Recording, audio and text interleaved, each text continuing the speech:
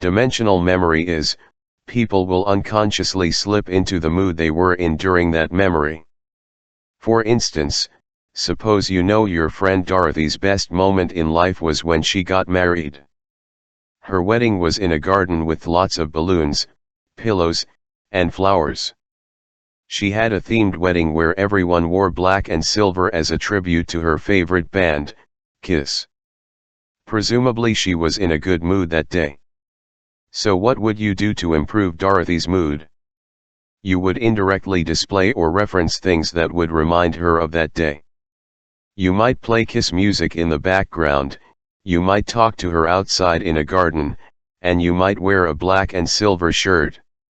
You might even bring up a wedding you were at recently, since she has such a fond memory of weddings. Ask about her wedding directly. Maybe none of these things in isolation would impact Dorothy's mood, but taken together, these are powerful, indirect reminders and cues for one of her best memories. She will pick up on that, and her mood will perk up though she may not understand why. What does this mean for us? People's moods and memory are highly linked.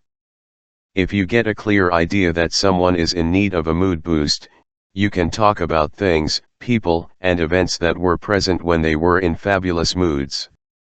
Reference their greatest triumphs or fondest memories. Talk to people in terms of what makes them happy. It's not a radical notion, but it's not one we are taught to consider. When we want to improve people's moods, our first inclination might be to simply make a joke or utilize a distraction like 2 entire pizzas. Those approaches are attempting to indirectly deal with mood while referencing memories is a direct way to change it. Take advantage of your knowledge of someone and pull them out of the doldrums by triggering their great memories.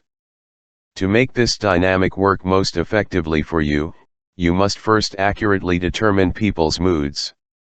We're not always able to tell if someone is truly happy or sad because people are often socialized to not wear their hearts on their sleeves.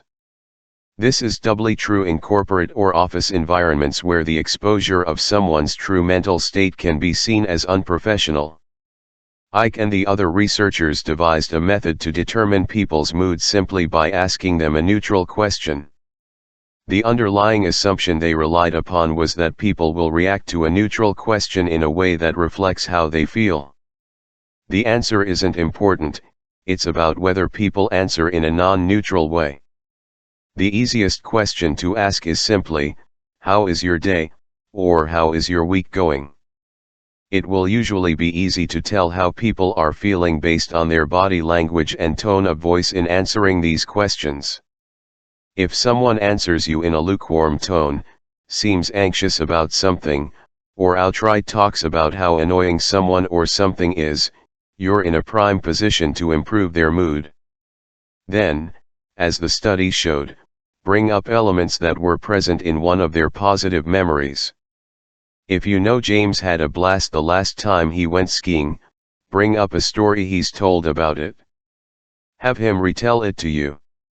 Ask him about the logistics and whether or not he would recommend that particular ski lodge.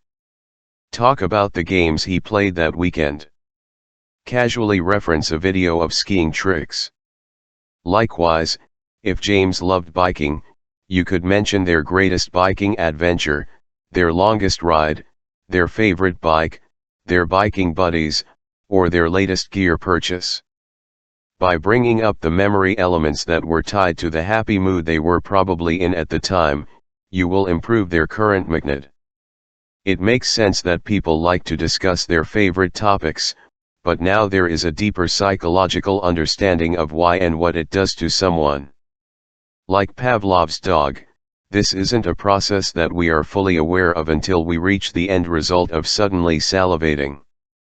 Ike's study was about influencing people's moods, not necessarily improving them. In the context of likability, the only way you should be influencing people's moods is positively, but this subconscious superpower can be used to take people's moods in any direction you wish. It just won't necessarily give you a pleasant outcome and subsequent association. No one is drawn to the person that reminds them of the last funeral they went to. There is another benefit of improving someone's mood, the power of association. If you play your cards right, people will subconsciously start associating their happy moods with you. When you are successful in creating a happy mood or dragging someone out from the dumps consistently, they can't help but feel drawn to you, and they will begin to associate you with those positive feelings.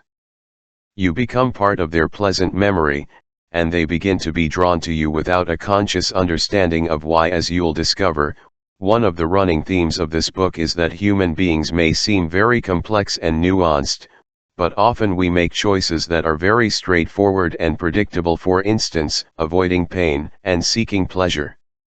You can come up with many theories about the motivations people have for certain things, but it's a very simple subconscious process the vast majority of the time.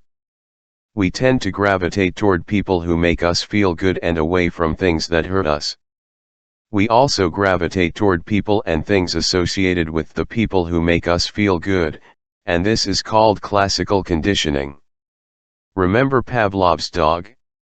He would salivate in the presence of positive reinforcement and eventually was conditioned to salivate to only the sound of a bell. When people subconsciously begin to associate you with positive moods and emotions, you are going to be the bell that makes people smile without realizing why.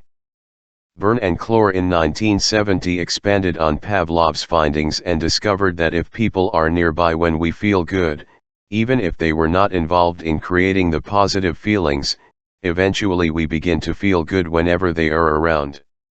In other words, you can become the bell and your presence alone can inspire positive feelings. Creating or being present during people's great moods is one way to become associated with their happiness and for them to want you around. It's like if you're a baker and you need a rare kind of flour for your favorite cake. If you see the rare flour, you know you are going to have a chance to bake your favorite cake. It's not about the flour, and it's not about you. It's what you represent and are associated with. There are two other main ways through which we can take advantage of being liked because others associate us with great feelings. First, positivity pays off. People enjoy being happy, so they will naturally want to be around the causes of their happiness. They would rather not be dragged into other people's problems and have to listen to other people's personal tragedies. You'd be surprised how effective staying in a good mood, putting on a happy face, praising others, and complimenting others can be. In our modern world, there are a lot of unpleasant people, and most people are too absorbed in their own muck to be cheerful to others. If you are that one ray of sunshine in an otherwise dreary day, you will be a memorable anomaly. People will associate positive feelings with you and subconsciously want to spend time around you. It's the brain's way of telling them to continue letting them produce endorphins. In fact, one easy way is to bring food to any gathering you attend. People will begin to welcome your presence regardless of the occasion, and they won't even realize that it may be because of the food instead of your shining personality. They'll just want you around, period. I want to reiterate and emphasize how important compliments can be. Most people don't receive compliments on a daily basis. By giving someone even a shallow or cursory compliment, you might be 100% of their compliments for the entire day. This isn't something that will go unnoticed. Compliment them on something shallow, their personality, or their opinion. Pay attention especially to compliments you can pay in recognizing something that someone has put effort into. Just put someone in a position to say thank you. This shows an extra layer of thought and care. Finally, you can flat out associate yourself with people's favorite things. If someone loves skiing, you can do any of the following: talk about skiing, ask about skiing, show them pictures of skiing, ski with them, compare notes on skiing. If people enjoy something and they start to think of you when they think about their favorite hobby, it's almost too easy. In other words, if someone loves ice cream, bring ice cream to a gathering or go with them to their favorite ice cream parlor. Do a little bit of research, and then present yourself with what they love. Improving people's moods is about more than the mood itself. It's about how you become magnetic and likable overall. You represent positive feelings in such a way that it's not even about you as a person or how well you click with someone. People can consciously like you and your personality, but slipping into someone's good graces subconsciously is just as powerful. Takeaways: most people tend to rely on luck or happenstance to strike up friendships and be likable. This is the wrong approach because it undermines your own abilities. One of the ways we can make friends more easily and have better impressions is by improving people's moods. Improving people's moods involves invoking times they were already in a good mood from their memory banks, because memory is heavily context dependent. As an added bonus, once you are able to create a good mood in others, you yourself become fan of those memories, and they are positively conditioned to enjoy your presence. Other ways to improve people's moods include positivity, generating goodwill, and associating yourself with things people like and enjoy. Compliments are another easy way to do this on a daily basis. Chapter 2. How to turn enemies into friends. Most people in our lives fall into the vast gray area between friend and enemy. That's because most of the people we know are actually neutral acquaintances. You wouldn't invite them to your wedding, and you wouldn't cry if they got fired from their job. You might miss them occasionally if you were to move or change occupations, but you don't try to make plans with them on the weekend. In many cases, you could take them or leave them. They're friends of convenience, pretty much the people who inhabit your high school reunions. It's nice to see them, but if they're not in front of you, you might not remember that they exist. It's unrealistic to have a high degree of investment in so many people. The enemies, however, we never seem to be rid of.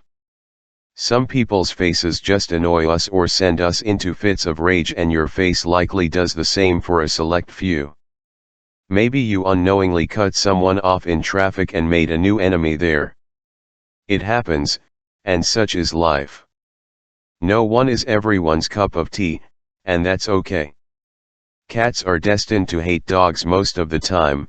Some temperaments or personalities are fated to never mix and match. The big difference between an enemy, or frenemy, as it were, and a real friend is the intent from which they act. A friend might do harsh things with the intent to help you and improve your life. They always mean well. It's where the phrase tough love comes from. An enemy, on the other hand, always means to do you harm. Even if they do arguably positive things for you, their real underlying motivation is to harm you in some way. They might actually do a good thing for you and help you out, but at the end of the day, they actually want you to slip up. They're not looking out for your best interests, especially if those interests conflict with theirs. Even if you don't think you have any true enemies, and just a couple of people you prefer to mock and make fun of, it would still be nice to be able to convene them into something resembling friends. You never know when you might need them, after all. The science of likability can help you win people over just as well as it can help you make a splash of an impression. According to studies, it is actually easier to turn an enemy into a friend than you realize, and they may not even realize that it's happening. They'll just notice they have fewer and fewer negative feelings toward you and less of a compulsion to curse your name. Sometimes that's as GCHD as anything. This was a phenomenon first observed by Benjamin Franklin, one of the founding fathers of the United States of America, and later proved and confirmed by Jecker and Landy in 1969. The latter pair were investigating Benjamin Franklin's claim that he could easily turn an enemy into a friend with one simple act: asking them for a favor. That's right, asking that person for a favor instead of performing a favor for that person. This seems counterintuitive and confusing, because first of all, Why would someone want to do anything for someone they dislike? Second of all, wouldn't this make the other person resent you for daring to ask a favor when you are not liked by them? Usually, you would only do a favor for somebody if you already liked them and wanted them to like you. You would want to impress them and make your value known. You'd be willing to make the effort because you care about them. Therefore, you'd think people would balk at doing something for someone they hate. That's what conventional knowledge would say. However, Jecker and Landy confirmed that participants liked a researcher who'd asked them for a small favor far more than they liked the researcher who hadn't asked for one. They split the participants into 3 groups. The first group was asked to return the reward for participating in the study because the researcher had run low on funds. The second group was asked to return the money because the research department had run low on funds. The third group was not asked anything and was allowed to keep the money.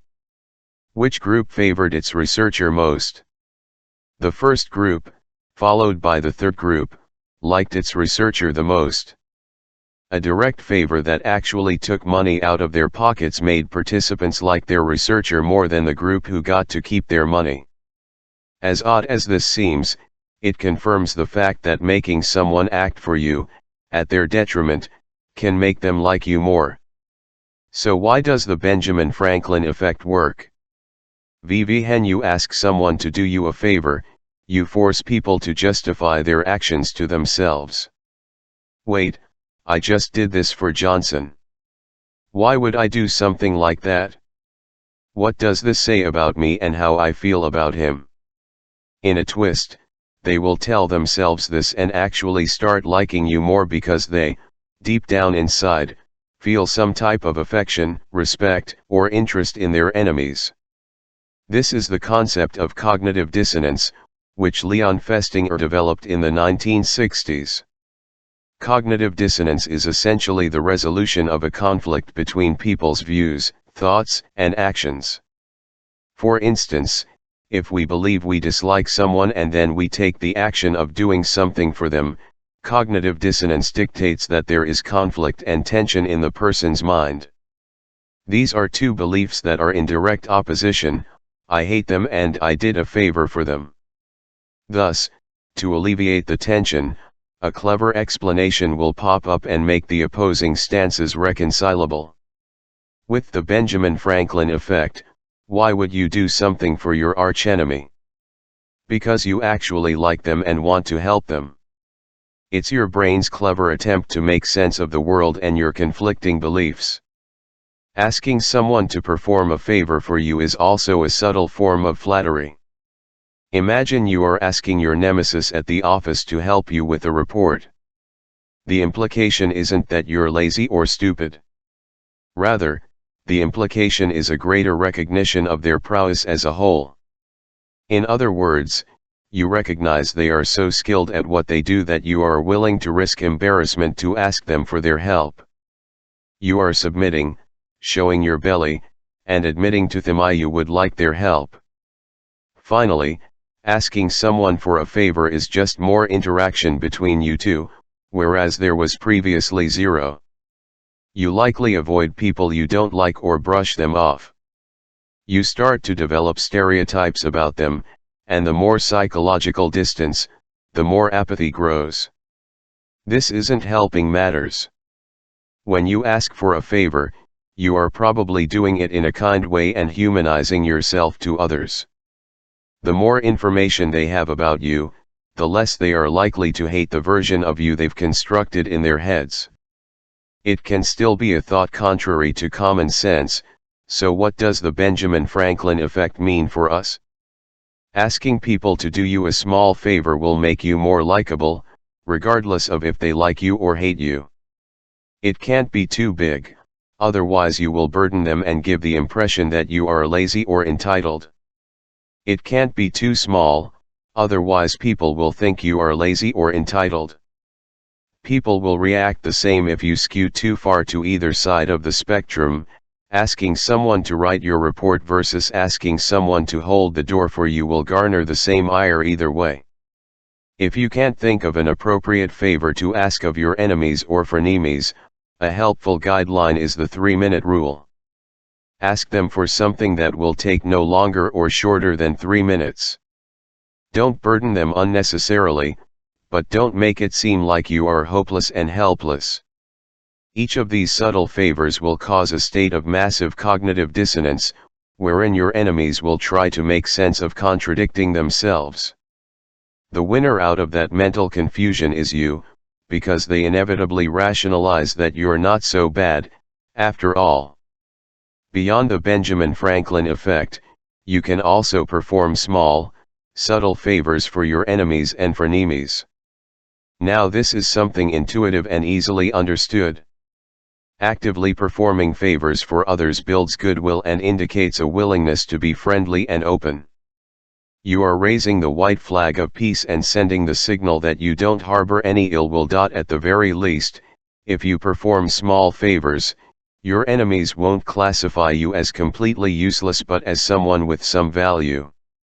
At best, doing favors will neutralize whatever initial animosity they may have had for you.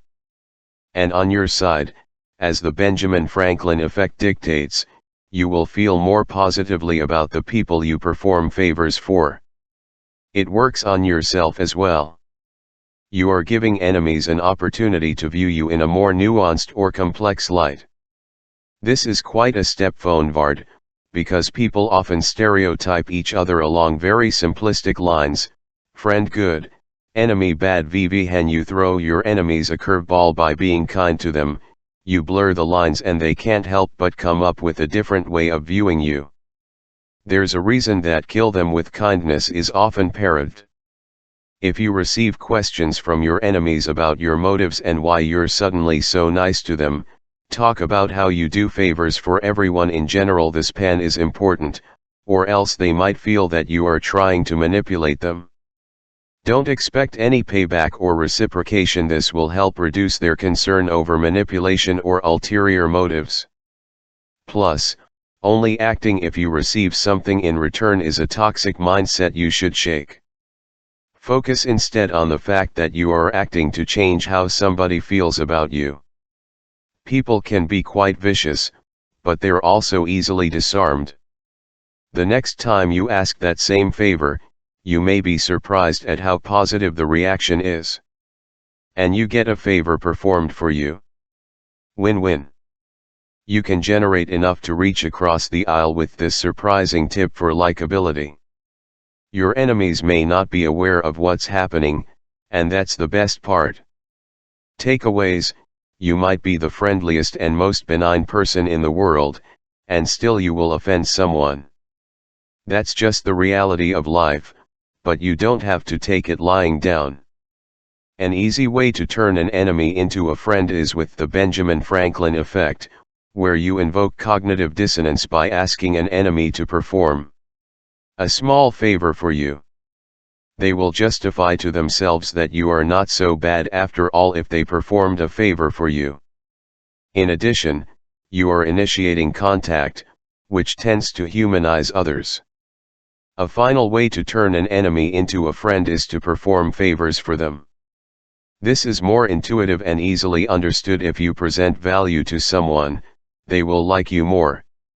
Or at least, they won't consider you completely useless, and that's the best we can do with some people. The goal is to blur the lines people have created in their minds and make it easier to be accepted. Chapter 3. How to create the foundation of friendship. It's rude to look at your friendships and evaluate them based on how much you are benefiting from them. In essence, are your friendships and relationships purely transactional? Nobody likes to think this way, at least, not out loud. We would love to imagine that we are friends with our friends because they suit us the best, we enjoy their company, and they know us inside and out. We all inhabit a special place in each other's hearts because of our unique sensibilities and emotional bonds, right? It sounds nice to say, and it's the politically correct version of how to describe friendships, new and old. But in reality, People subconsciously evaluate their relationships based on how much value they get from such relationships.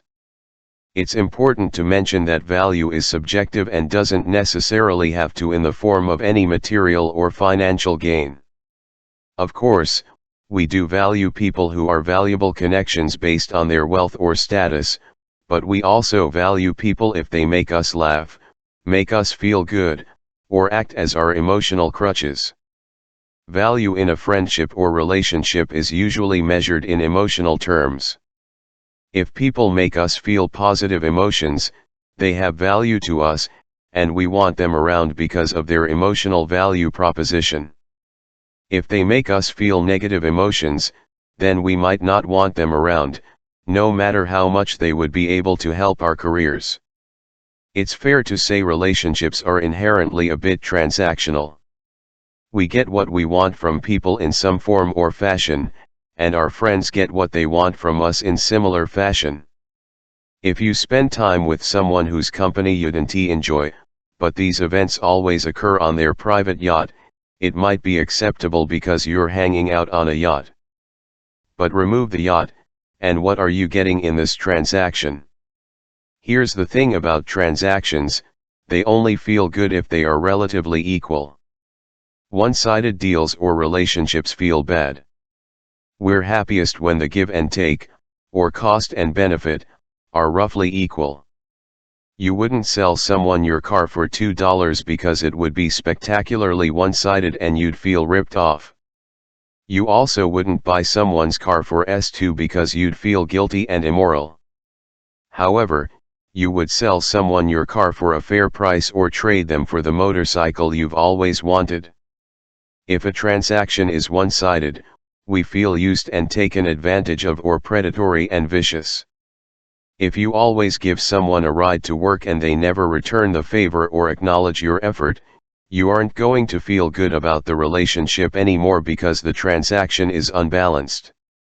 It seems cold to categorize relationships thusly, but it is something that has been proven to be running in the background at all times. It's not unhealthy to think about your relationships in terms of transactions, as long as you can maintain some flexibility. Would you want to be in an unbalanced friendship where someone used you for financial or emotional support yet always turned their back to you when you needed it?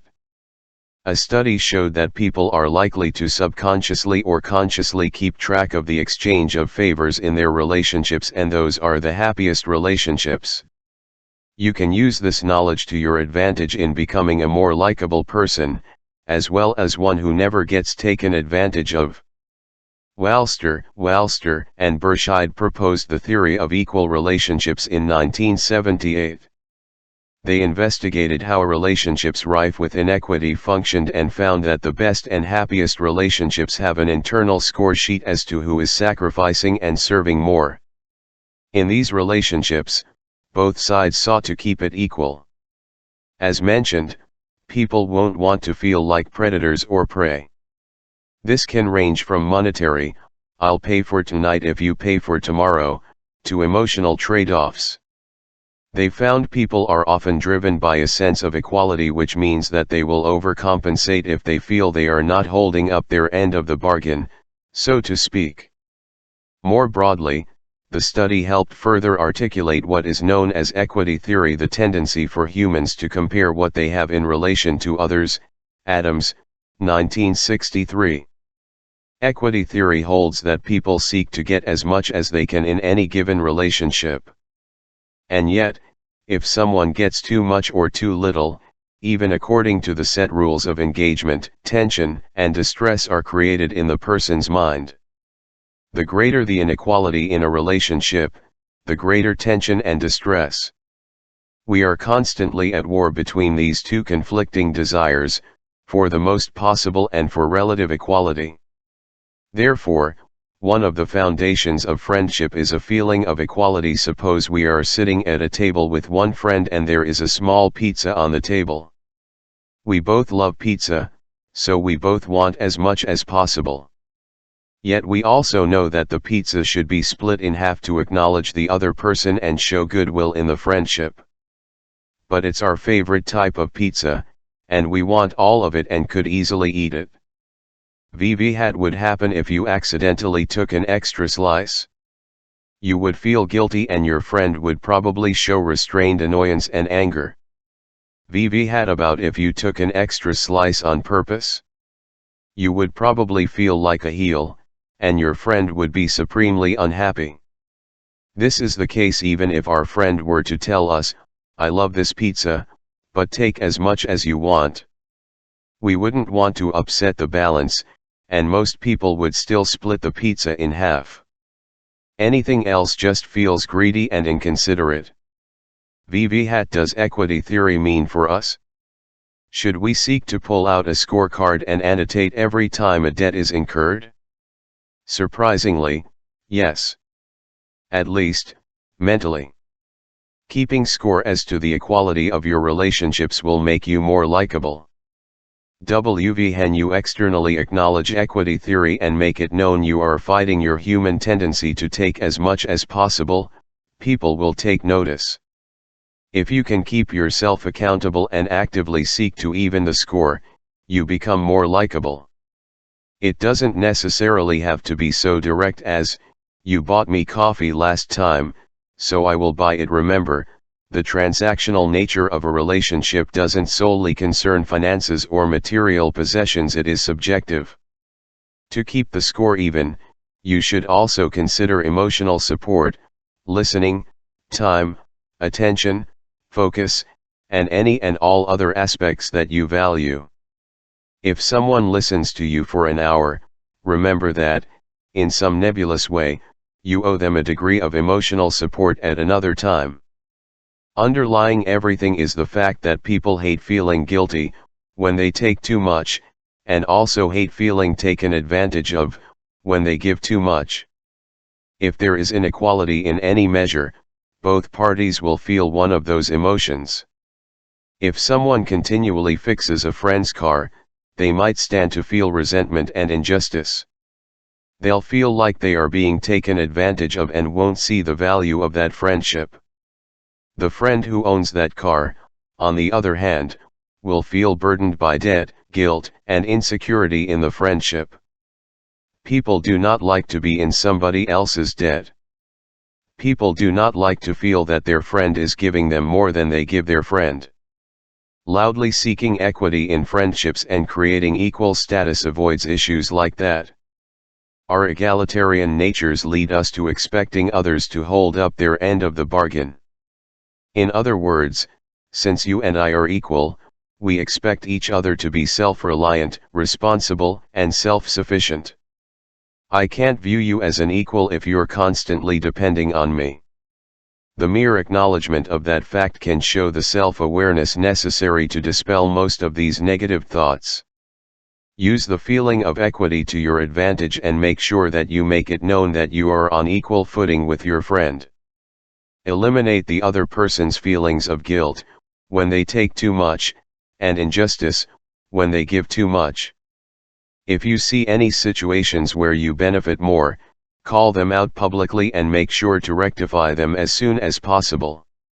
This makes the other person know that you pay your debts as soon as possible and are trustworthy, and that you actively care about them and don't want to cheat them. Of course, this also removes the burden of feeling taken advantage of from their head. For example, you can eliminate some resentment and injustice when you call out, "I can't believe that you gave me a ride to the airport and I haven't repaid you yet. Dinner's on me." Eliminating guilt on the other person's behalf is trickier because it's difficult to say something like, "Hey, I got you last time we had dinner. Want to even that score?" You must tread carefully, because this can sound offensive and entitled. Even if it doesn't quite make things equal, it just lets the other person know your honest, self-aware character. Oftentimes, you won't have to do anything at all except call out the inequality and show your empathy. If you feel that you are suffering an injustice, it's simply a matter of giving people a chance to set things right. If they don't seize the opportunity, they might not be the type of person you want to remain friends with. People are looking for win-win relationships, and you are proactively creating them. They can't help but feel that you are somebody who will stand up for your rights and that you are not a pushover or someone easily taken advantage of. That's pretty likable, right? Equality and equity is one of the first foundations of friendship. The second foundation of friendship is similarity. To many, bonding with others is a process that occurs over time or as a function of the passage of time. This is not always the case. You can be in a dentist's chair and undergoing a root canal, thereby spending a great amount of alone time with your dentist, but this is far from bonding. Something that allows you to make a bond immediately is the discovery of similarity. This is something we instinctually do already. What are among the first questions we might ask strangers? Where are you from? Where do you live? Where do you work? Where did you go to school? We've all experienced the phenomenon where we ask someone where they went to school and then discover they went to school where 3 of your acquaintances went. The next question out of our mouths will inevitably some version of, "Oh, my friends went there. Jane Smith, Bob Dylan, and John Doe. Do you know them?" The question may disregard the fact that it was a giant school and they weren't the same age, year, or major VVH. Why do we do this? Because we are instinctually seeking out similarities and common ground.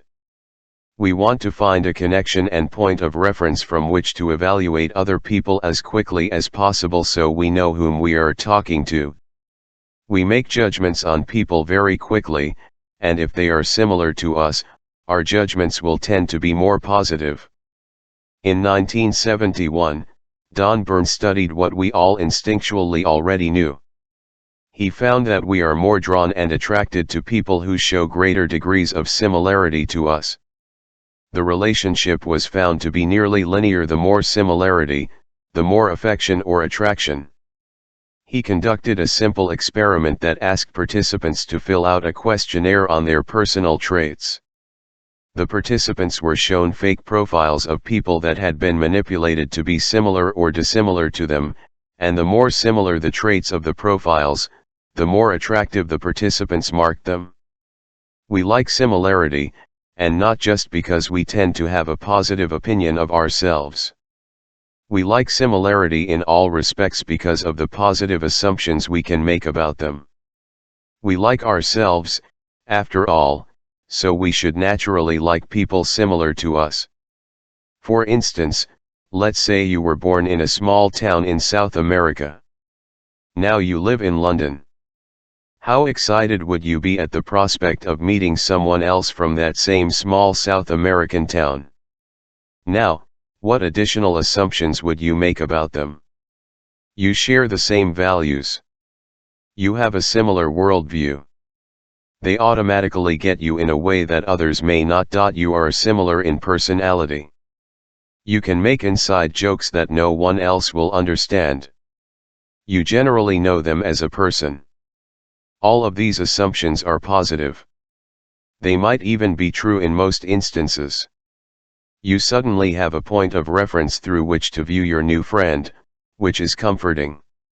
You aren't working with a blank slate anymore, and you generally will know this person's thought process. If you discovered you share a similarity of enjoying the same sport, you can make many assumptions about the person and immediately start using that sports lingo. The more obscure, rare, or unique the similarity, the more we like the person who shares that with us, because the more special it becomes. We like people who are similar to us in background, attitude, and opinions. Just like in a previous chapter, you can't wait for the possibility to present itself, such as randomly seeing the mascot of a university at a restaurant and then realizing you went to the same college. This means we should always be searching for similarities or creating them. They both take effort and initiative. We can search for similarities by asking probing questions of people and using their answers as the basis to show similarity, no matter how small. Ask questions to figure out what people are about, what they like, and how they think. Then dig deep into yourself to find small commonalities at first, such as favorite baseball teams or alcoholic drinks. Through those smaller commonalities, you'll able to figure out what makes them tick and find deeper commonalities to instantly bond over. Just as you'd be thrilled to meet someone from that small South American town, you'd be thrilled to meet someone who shared a love of the same obscure hobby as you. It doesn't take months or years, and it doesn't take a special circumstance like going through boot camp together. It just requires you to look outside of yourself and realize that people share common attitudes, experiences, and emotions. You just have to find them. Get comfortable asking questions and digging deeper than you naturally would. Is it for you to ask 5 questions in a row? It shouldn't be. It might even feel a little invasive at first. Find them and use them.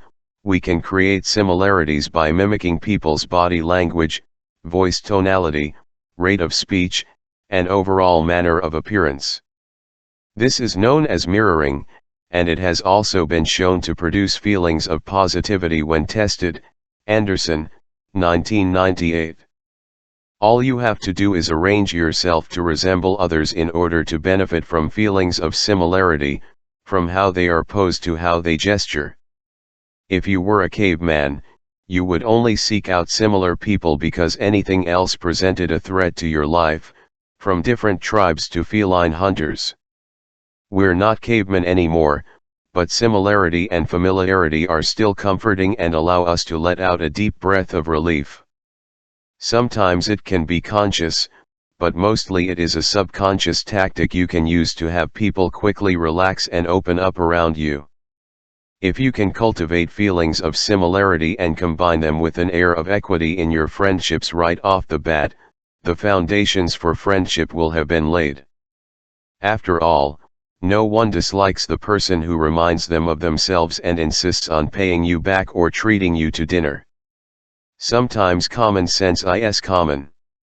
Takeaways: equity and feelings of fairness play a large part in the foundation of friendship. That is to say, people don't like the negative feelings associated with either side of unfairness. They don't like feeling like they are being used, nor do they like feeling like they are cheating someone.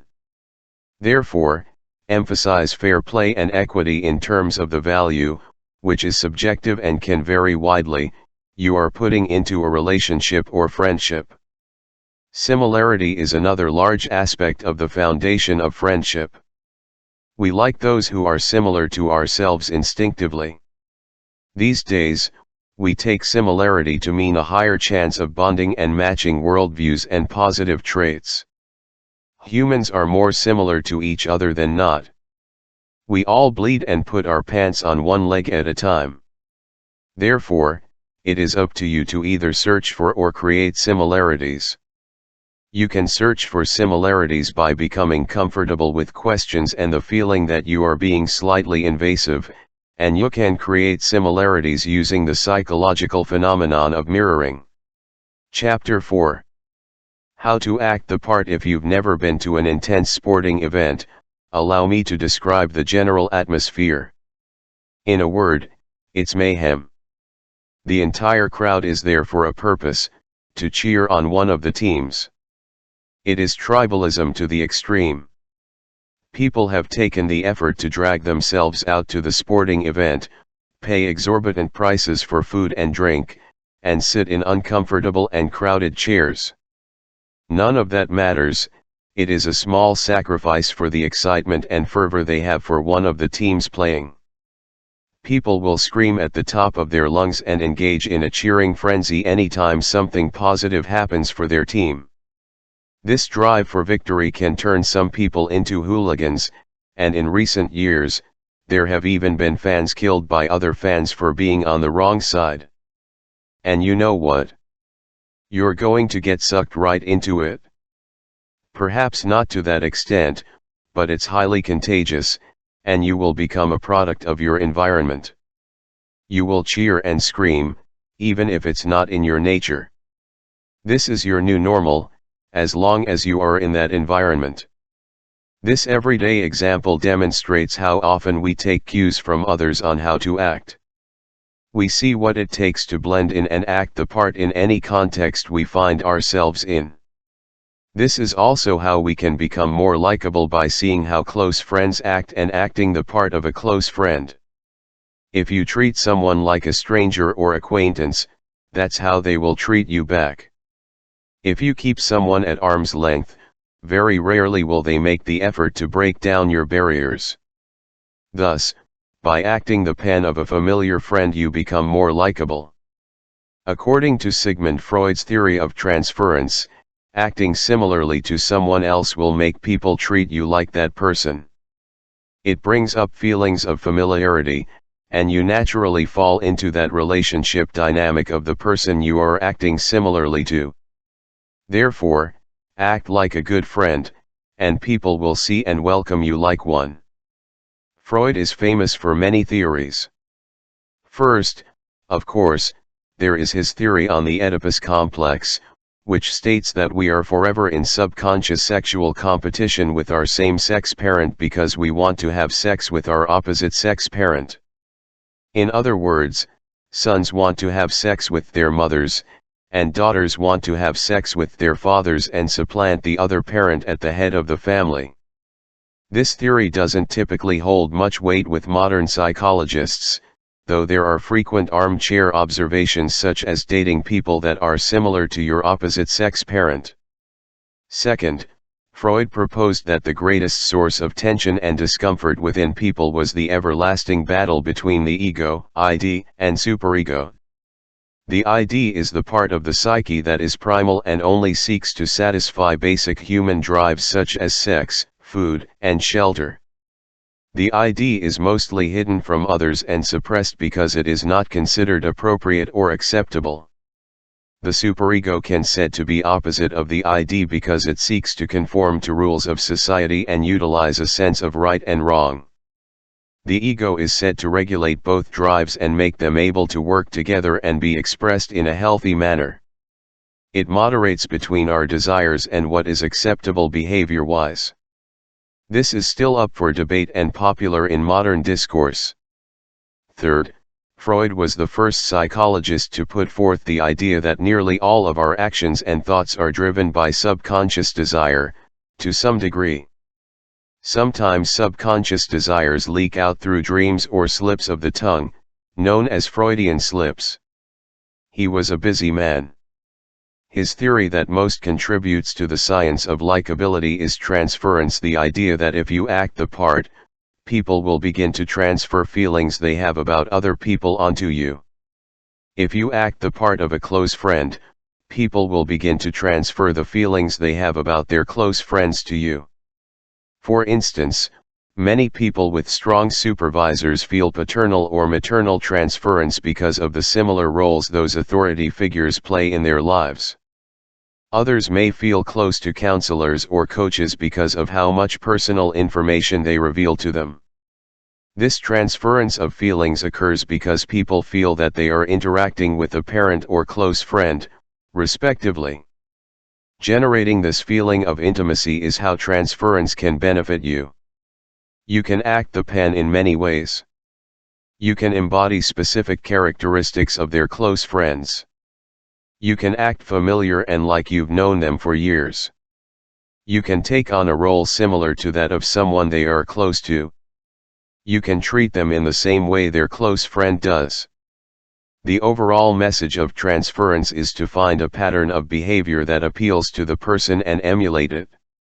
Human beings navigate the world through snapshots that we know, and we to apply those snapshots to unfamiliar situations. We have general snapshots of people as well, good and bad.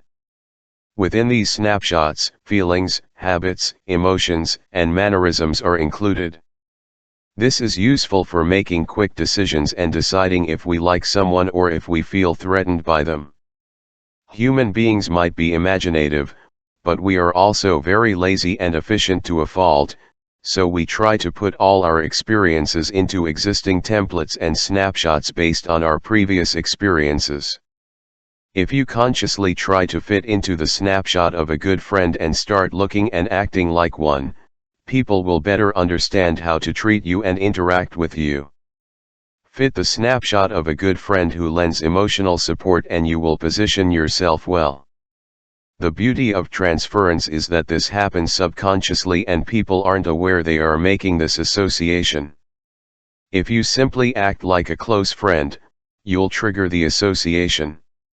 On a more general note, do away with pleasantries and formalities and get into the habit of speaking to people the way you speak to your best friends. Talk about intimate matters. Joke with them and act familiar. Be there for them emotionally and support them through whatever they are going through. Skip the small talk questions about their job or upbringing. Show none of the hesitancy or unfamiliarity that strangers have with each other. Don't be afraid to touch them and create inside jokes immediately. That's how friends act, and it's not until you articulate the difference that you realize you are preventing people from getting close to you by treating them like strangers. You might be surprised to find that you are setting the very tone you are unhappy with. Never think, is it okay that I ask about this, or am I going too far? That's not what close friends do. You'll be surprised at how people will open up and the subsequent effect on how they receive you. This might mean you are acting outside your comfort zone from time to time, but that's why you're reading this book in the first place. If it was so easy, everyone would be doing it, and you are seeking a way to improve your behaviors to achieve the outcome you want. Fake it till you make it, as they say. Ideally, we should be TME to ourselves and keep it real at all times. Unfortunately, we live in an imperfect world. Oftentimes, you have to compromise to achieve practical results. In this case, all you are doing is faking like you are friends. That's not manipulation or misrepresentation. You're just skipping past small talk and diving into the interesting parts of people's lives. It's as simple as skipping the questions about where they work and jumping to how much fun their barbecue was because their drunk uncle was there. Acting the part of a good friend is helpful, but just as helpful is not judging others and putting a set of expectations on them which makes them become who we think they are. This is known as the Pygmalion effect, named for the mythical Greek figure who fell in love with his own sculpture. It states that if you have an image of that person's behavior and personality, that's exactly who they'll become. The implication is that however you view someone, you will treat them in a way that brings that behavior out of them. If you think someone is incredibly annoying, you will be standoffish toward them and generally act in a manner that is actually annoying in and of itself, motivating them to behave annoyingly. If you think well of someone, you will act toward them in a manner that encourages them to be better and you will give them more chances. If you think poorly of someone, you will act toward them in a manner that will make them do worse and you won't give them the benefit of the doubt. Most commonly, if you are apathetic toward people, you will act in a way that makes them apathetic toward you, all the while calling each other boring. The Pygmalion effect was discovered in 1979 in a study conducted on students and teacher by Robin Feldman. Students were given IQ tests, and the teachers were not told the results. However, the teachers were told that specific students composing 20% of the class were gifted and had extremely high IQs. These students were randomly selected. At the end of the school year, the students took another IQ test, and the 20% who were randomly selected had the largest gain in IQ, the ones the teachers thought were the smartest. What did this mean? The teachers subconsciously or consciously treated them differently and gave them preferential treatment because they had a good impression of them and their intellect. The students became who the teachers thought they were. Thus, a key to likability is to have positive perceptions of people so they can become who we think they are. Never underestimate the power of your own expectations. You create the world you reside in through your expectations. If you were told someone was charming and fascinating, you would dig deeper into their background and discover what might be interesting about them. Conversely, if you were told that same person was a boring dud, you may not even bother engaging them. Our assumptions and expectations dictate our actions and create self-fulfilling prophecies. In another example with children, suppose one parent decided her kids were smart, while one parent decided her kids weren't the sharpest tools in the shed. The first parent would help her child with homework, get them a tutor, and make sure they were fulfilling their potential for intelligence. The second parent would ignore her child's homework and tell them to apply themselves in other ways outside the classroom, declaring them a lost cause. There would be a huge disparity in attention and emphasis on studying, and thus the kids would turn out to fulfill their parents' expectations. They receive positive or negative feedback and the cycle grows. We like to imagine that we are treating everyone equally, but that is essentially impossible if we think poorly of them. So how can understanding the Pygmalion effect help your likability? Assume the best of the people you're speaking with and you will start treating them in a way that makes them like you more. Recall that people become who we expect them to be, so if we expect them to be charming and kind, we will bring that out of them. Above all else, you're going to be sending 100% positive and friendly signals to everyone. People tend to respond favorably to these. The greater question is where our assumptions of people come from.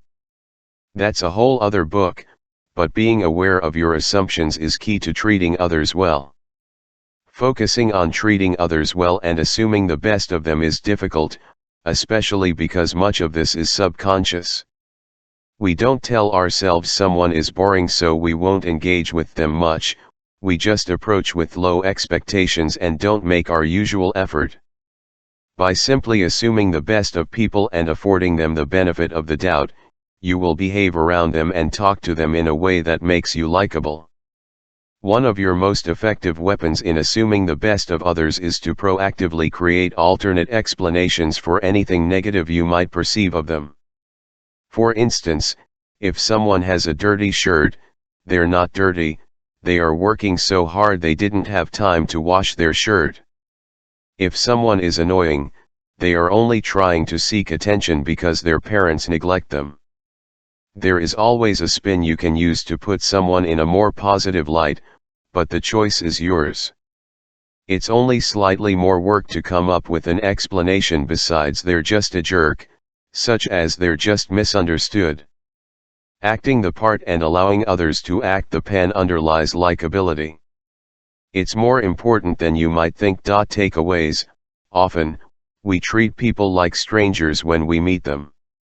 This sounds natural, but it is actually detrimental to building rapport and being likable. Treat them like a friend and they will treat you like a friend. This is backed up by the theory of transference, which states that people transfer their emotions of someone else to those they see acting in a familiar way or role.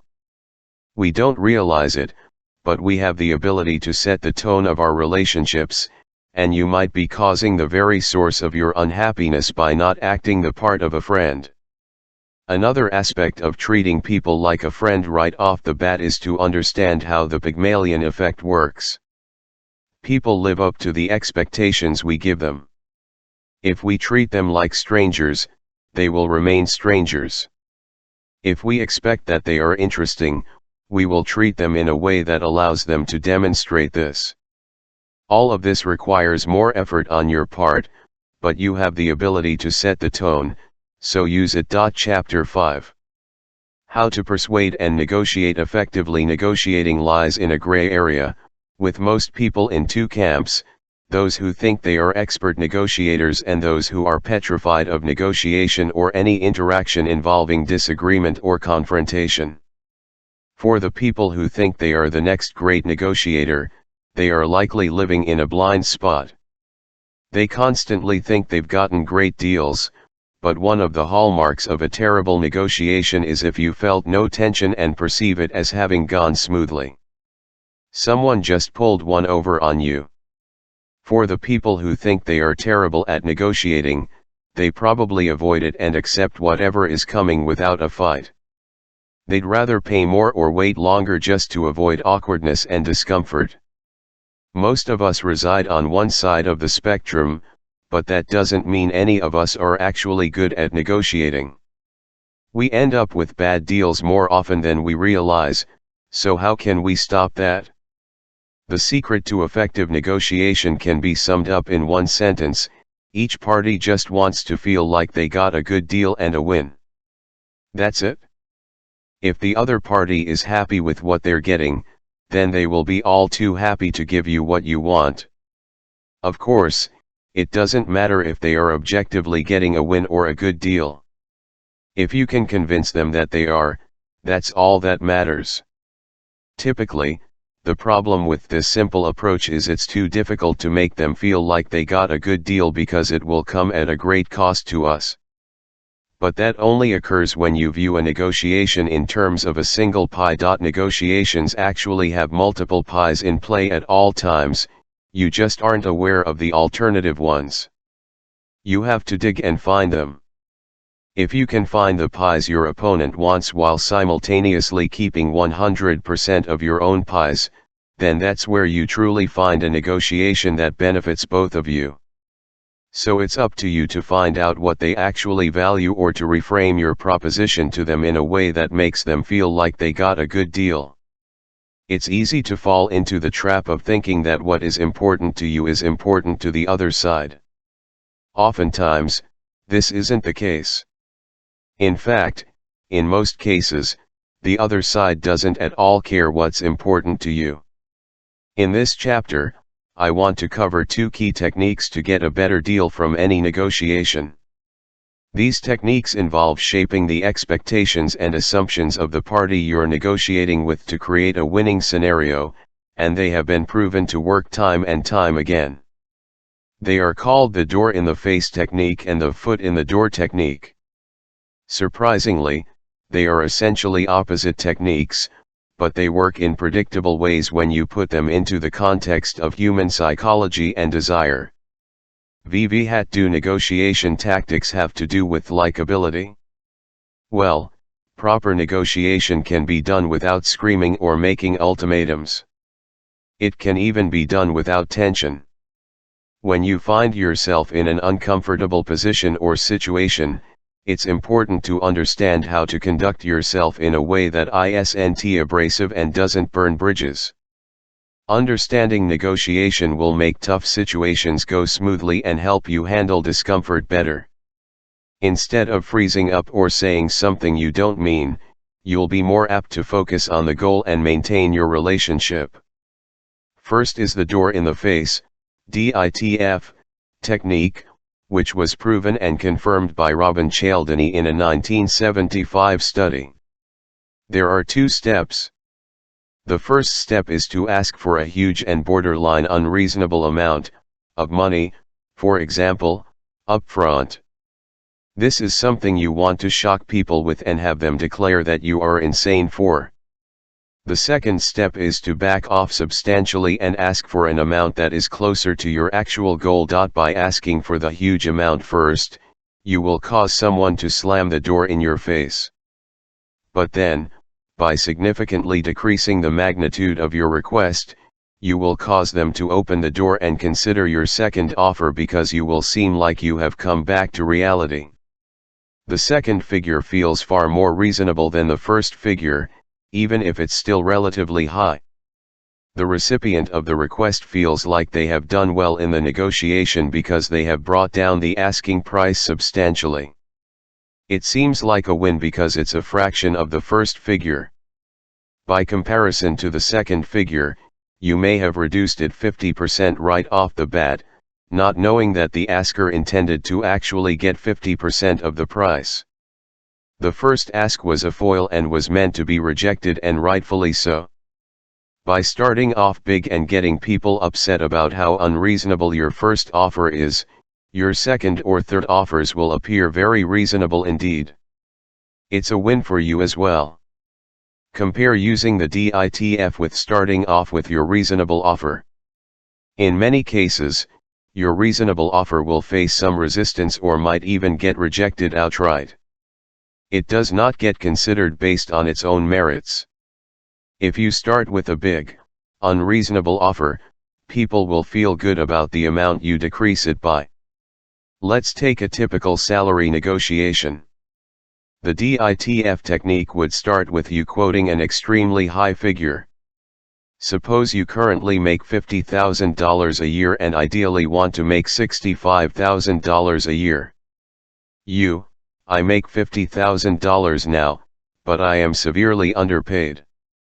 I think my salary should be nearly doubled to $90,000. I know the market. Company, that's a bit out of reach. Okay, well in that case, I think $72,000 is also reasonable.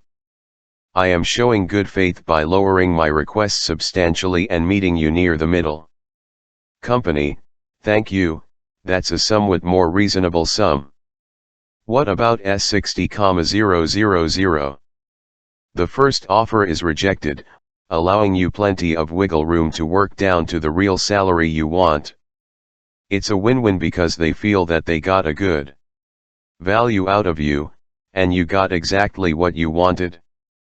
Here's what would happen if you were reasonable. I make $50,000 now, but I am severely underpaid. I think my salary should be to $60,000. I know the market. Company, that's a bit out of reach. Okay, well in that case, I think $55,000 is also reasonable. I am showing good faith by lowering my request substantially and meeting you near the middle. Company, thank you, that's a somewhat more reasonable sum. What about S53,000? DITF is also something you can do outside of negotiation. Suppose you want to eat at an expensive restaurant. Your first suggestion would be a restaurant that is twice as expensive. When it is inevitably refused, the one you actually want appears like a relative discount, and there will be much less resistance to it. The contrast that you present is what will spur others to pick your choice. The second negotiation technique is called the foot in the door, FITD, technique, which was proven and confirmed by Arthur Beeman in a 1983 study. This is close to the opposite of the DITF technique. There are also two steps. First, you ask for small favors or concessions, anything to gain a degree of agreement or compliance and an open mind in the person across from you. The second step is to gradually work up to your desired ask. The idea is that saying yes once is the most important part of a negotiation, and once you receive a yes, it's a green light that they are open for business. They've already let their guards down for you, so you must take advantage of their compliance. This is a completely different approach than the DITF technique. Instead of starting big, you start minuscule. Of course, this is not your real offer. You are just using this tiny offer to get people to say yes to you at any scale. The key is to create a chain of yes that starts from the first figure. This is a win because at no point does the other person feel that they are making a big concession. A series of small concessions doesn't have quite the same impact, even if it adds up the same. Your goal with that figure is to gain agreement and goodwill with the other person. Once they agree, you can then start to gradually add 5% here and there, based on additional points and reasons. Eventually, they will add up to something significant. Let's take the same salary negotiation from before and use the FITD technique. I make $50,000 now, but I am underpaid. I think my salary should go up at least a tiny bit right now, maybe to $51,500. Company, that seems reasonable. Okay, well in that case, what about $52,500? I did hit my sales goals 4 months earlier than everyone else.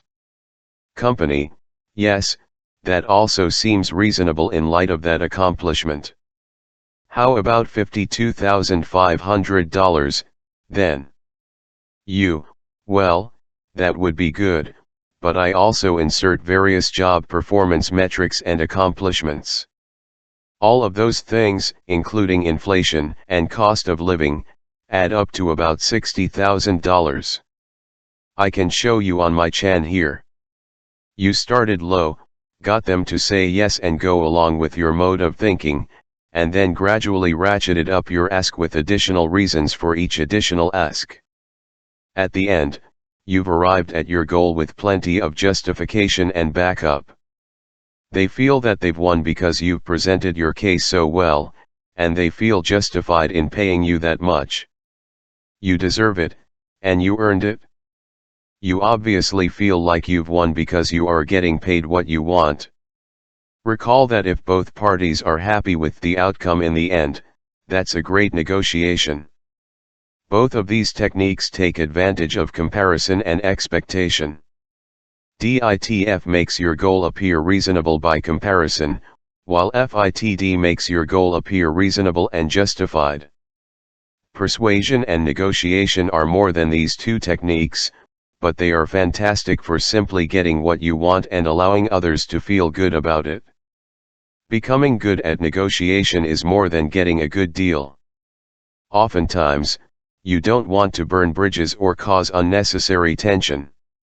That's what the tactics in this chapter do. They create win-win situations where both parties feel good. If you become good at negotiation, you also become more likable because the people in both camps, those who think they are good and those who think they are terrible at negotiation, will either admire or respect you. Negotiation is seen as a difficult skill to master because it is inherently adversarial and conflict-driven.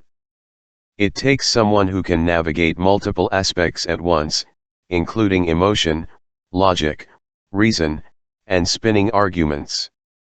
It's no small feat. Takeaways: negotiation is difficult, but that's mostly if you are only negotiating on one plane and not realizing that people have desires you can help fulfill. One of the keys of good negotiation is not only getting a good price, but also making both parties feel happy about getting some type of win. The foot in the door technique is helpful because you get to capitalize on people's tendency to drain willpower when they start with saying yes. The door in the face technique operates on the opposite principle. Once you ask for something huge initially, anything else you ask for will be deemed reasonable. Chapter 6. How to gain trust and credibility. Trust is tricky because almost everyone has a different definition of it. A notable difference is how people give trust to others. Some people start with zero trust in strangers and keep their guards high until they see significant signs of trustworthiness and comfort. For these people, trust is slowly earned and a privilege, never a given. Trust is the ultimate placing of faith in someone, and that's not something to be taken lightly. On the other hand, you have people who embrace strangers with open arms and assume good intentions and trustworthiness. People only have to live up to this openness, and they are given the benefit of the doubt. Wherever you might fall on that spectrum, it's clear that trust is assigned different values based on people's experiences.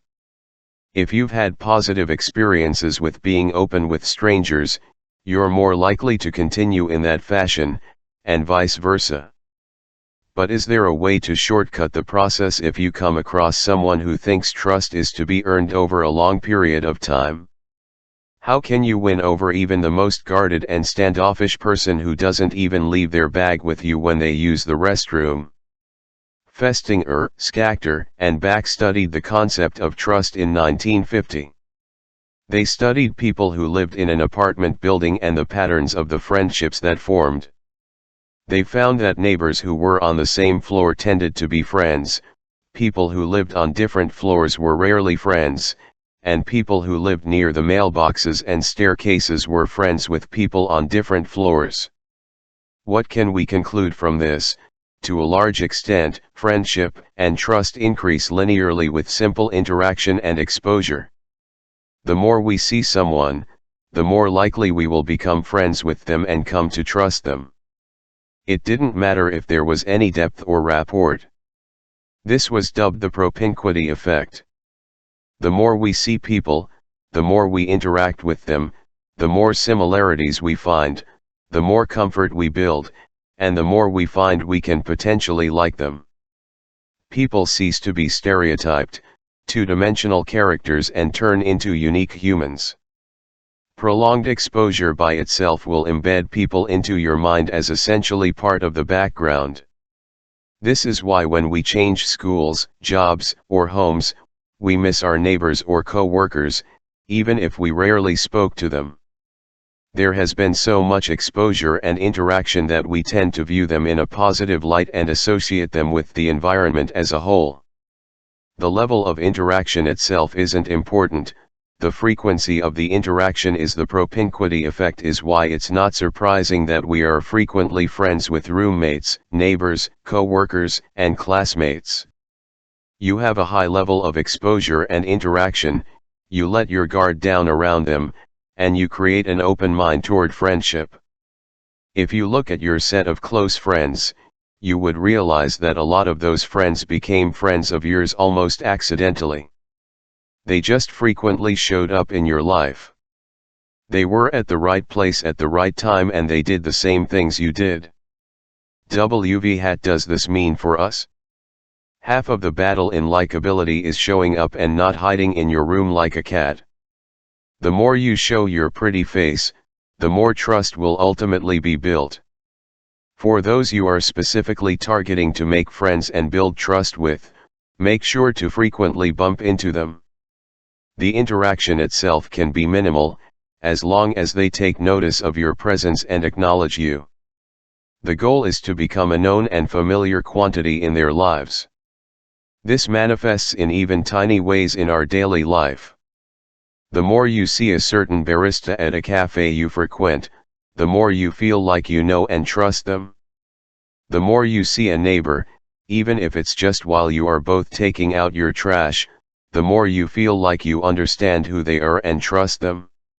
Repetition creates trust. Salespeople clearly use this to their advantage. A typical sales cycle depends on trust, because if a prospect doesn't trust the salesperson, they simply won't purchase. So what does a salesperson do? They become like white on rice. They are taught that the sale is made in the follow-up, and the propinquity effect is part of the reason why they email, call, text, and make sure that you have so many points of contact with them that they are always in your ear. And oddly enough, this makes you trust them more because if they are that present in your life, and you have accepted this, they ought to be trustworthy, right? If we have multiple points of contact with people, we also begin to rationalize that they are indeed part of our lives or should be. If you are trying to get people to like you and become their friend, the same process applies. Obviously, adopt a subtler method, but it's undeniable how salespeople are able to gain our trust through repeated exposure and interaction. Festinger proved that the whole key to trust is to simply show up. In the world of advertising, there is a fervent discussion on how many touchpoints, or exposures, are required for a customer to buy a product. One of the most prevalent approaches, which has hazy origins in the 1930s movie industry, is that 7 touchpoints are required. A marketing message has to be seen at least 7 times for a purchase to occur. Another advertising guide written by Thomas Smith in 1885 espouses the need for 20 separate touchpoints before a purchase is made. If you see an ad for a new soda, chances are you won't jump out of your seat to it the first time you see the ad. You would have to see the ad several times for you to feel the soda is legitimate. Only then is it worthy of becoming a potential choice. Then it has to compete with your other choices for soda, which requires additional touch points. The propinquity effect is highly related to the mere exposure effect, which similarly states the more we see something, the more we like it because we prefer familiarity. In 1968, researcher Robert Zhejiang showed participants Chinese characters, some characters only once, and some up to 25 times. He asked them to guess the meaning of each character, and the more times a participant had been exposed to the Chinese character, the more positive of a meaning they assigned to it. These two effects demonstrate that things tend to grow on us, and sometimes our tastes arise out of exposure, not free will. Familiarity is the ultimate precursor to trust. Credibility can be seen as a higher degree of trust. If you trust someone, you believe them but may not be sure about their sense of judgment. However, if you believe someone has credibility, you may not necessarily trust them, but you view their judgment as rock solid. You believe what they say, though you might feel differently about their character. For instance, you trust your parents, but you aren't sure of their sense of judgment in the stock market. You may not trust your friend in finance, but they have higher credibility in making a judgment about the stock market. Both are important to likability. Scientifically speaking, there is a wealth of subtle signs that can either bolster someone's credibility or tank it. If you've had any media training, or simply watched a politician interact with the media, you'll know that credibility doesn't just happen by accident. There are specific indicators that subconsciously signal that this person isn't a threat and in fact should be followed and listened to. It's a finely tuned science that can make or break people.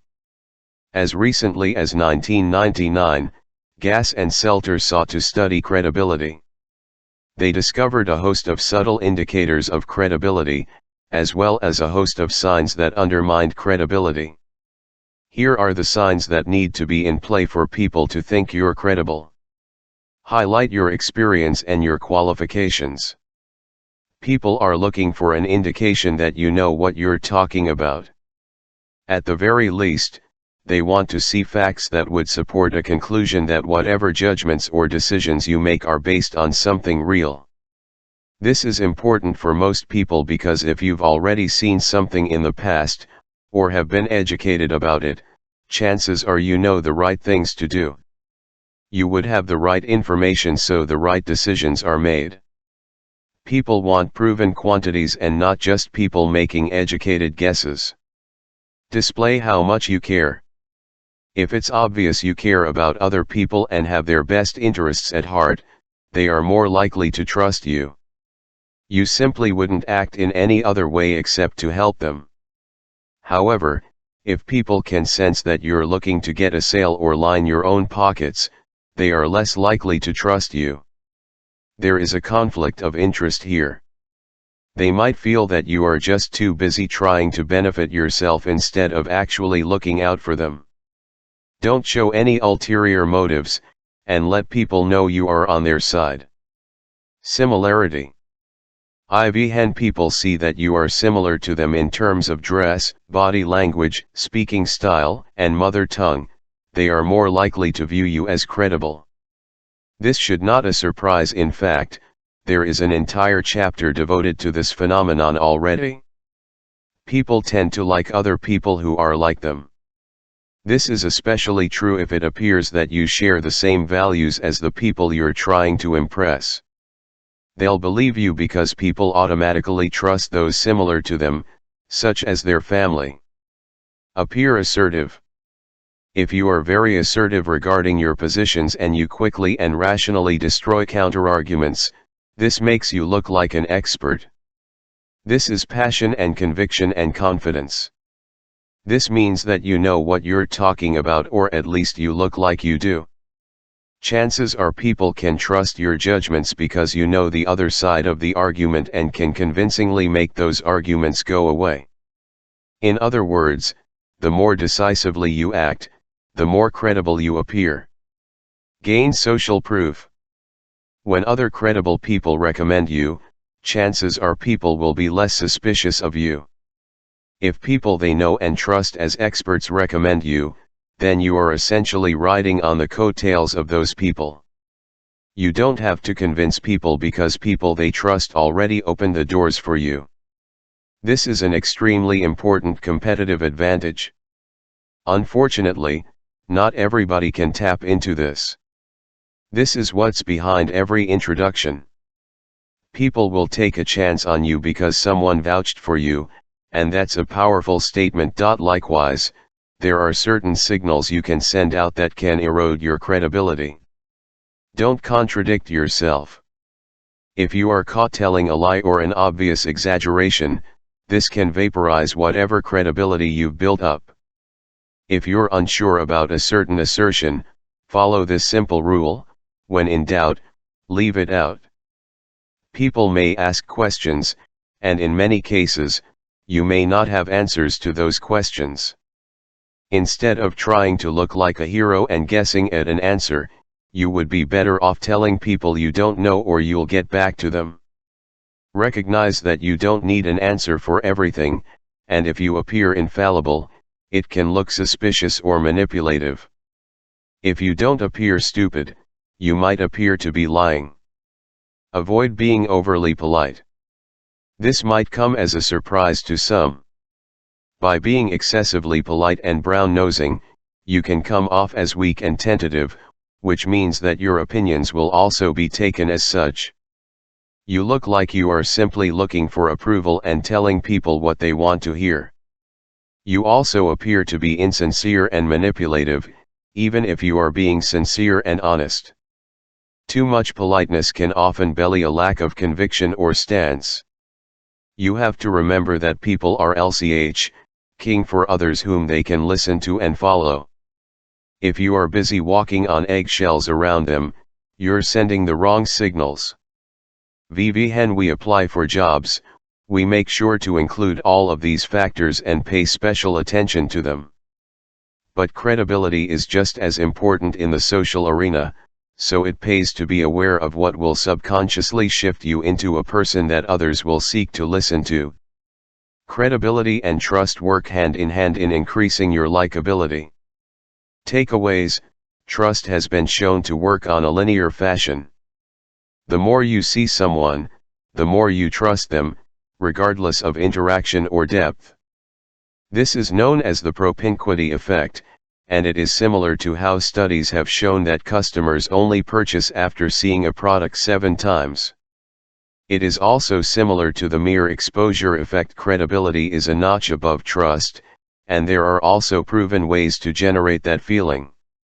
These include highlighting qualifications, showing you're caring, showing similarity, being assertive, showing social proof, not contradicting yourself, and avoiding being overly polite.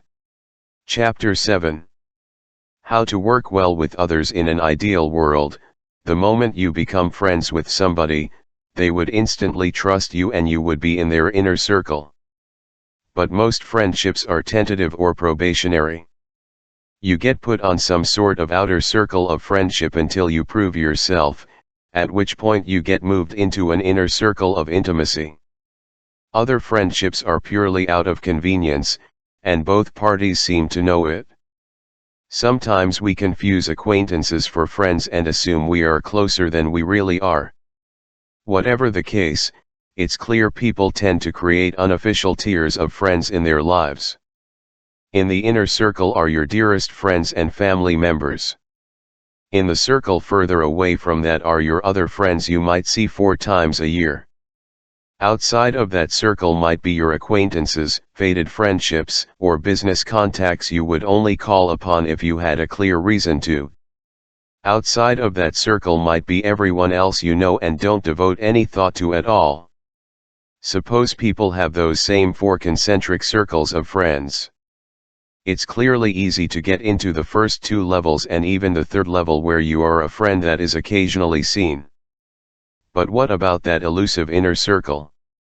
How can you reach that level of friendship quickly and reliably with new and old friends? It's not so simple. There are some hoops to jump through, and it's a process.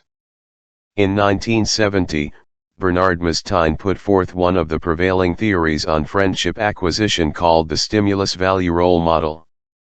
The model describes the 3 stages of friendship, how we select the people that inhabit each stage, and what is required for someone to make it to your inner circle.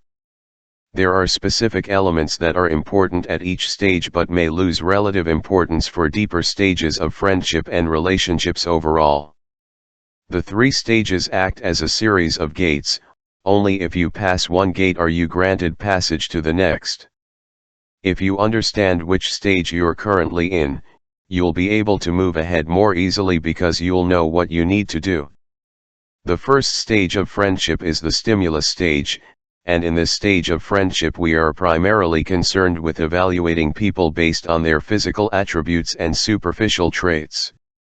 Think of this stage like the eye test. If by looking at two people you would assume they are friends, that's the standard people subconsciously use. We seek people who are attractive but also of a similar age, appearance, and perception of status. This stage of friendship is shallow and is more about whom we want to be friends with. If an impoverished 90-year-old is close friends with a rich 20-year-old, we would consider this an unlikely friendship because it doesn't appear to pass the stimulus stage. Often, if someone doesn't fit into the stimulus stage, we will never pursue a friendship with them because it seems too unlikely. We just dismiss people as not our type and move on with hardly a second thought. The second stage of friendship is the value stage, and in this stage, we are concerned with finding people that share our thoughts and morals. We are seeking people with similar worldviews and senses of right and wrong. In essence, compatibility is the main emphasis here. For an extreme example of a group that concerns itself highly with the value stage, look no further than the Ku Klux Klan, the KKK. It is built upon a specific set of beliefs that bonds it together. We are similarly looking for people who think like us and whom we can ultimately relate to. We might tolerate being acquaintances with someone who possess a belief that is vile to us, but we will never be good friends with them. The more similar values line up, the more there is to discuss and bond over. The final and deepest stage of friendship, the inner circle, is the role stage. This stage of friendship is based on how people will complement us in working toward a shared goal. This means the deepest friendships function in a sense like business relationships. There has to ultimate compatibility and a sense of benefit for each party. There has to be a willingness of roles, duties, and obligations and an implicit understanding of the terms of engagement. People understand each other, help with weaknesses, and utilize each other in a beneficial manner. You can work out conflict and generally be compatible in tough situations. Think about how a couple must learn to resolve conflict peacefully and come to an agreement on budgeting and finances. These are all ways in which a working relationship is necessary to be fully compatible for the inner circle. Could you be friends with someone who never cleaned up your shared apartment if you were obsessive about being clean? The jury is out on that one. These are three distinct phases of how people learn to value you as a friend. To gain access to the inner circle, it is important to know where you stand and what stage you should be trying to fulfill. People filter their contacts on a subconscious level. Simply by being aware that this subconscious filtering process is taking place, you can put yourself in a better position and send out specifically desired behaviors and signals to move through the three stages sooner rather than later. Now that you know which factors are immediately important in becoming good friends with someone, you can change your actions and emphasize different aspects of your personality to seamlessly flow from stage 1 to stage 3. Let's suppose you want to befriend John, an enthusiastic soccer fan. To gain entry into the first stage, your task would be to appear as if you belong. As I mentioned, if someone took a picture of you two together, would it appear that you would be friends? At the outset, it would be beneficial to wear a soccer jersey and emulate his general style and appearance. First, look the part, and John will be open to you. Next, your task would be to gently and subtly probe for John's values about the world, what he sees as right and wrong, and his general life philosophy. You want to present yourself as having the same morals and values as him, regardless of your background or pedigree. At this stage, you have shown yourself to look and act the part. Finally, to enter the inner circle and pass into the role stage, you would want to show that you share similar activities and you possess the ability to work together without any conflict. Meeting up for lunch or coffee doesn't forge a deep relationship, going through a trial by fire does. There's a saying that you don't know anyone until you attempt to travel together, and the role stage is exactly what's meant by that. If you can travel together, which involves a huge amount of planning and execution, then you have shown compatibility and chemistry on a far deeper level. Spending time together as friends will be a snap.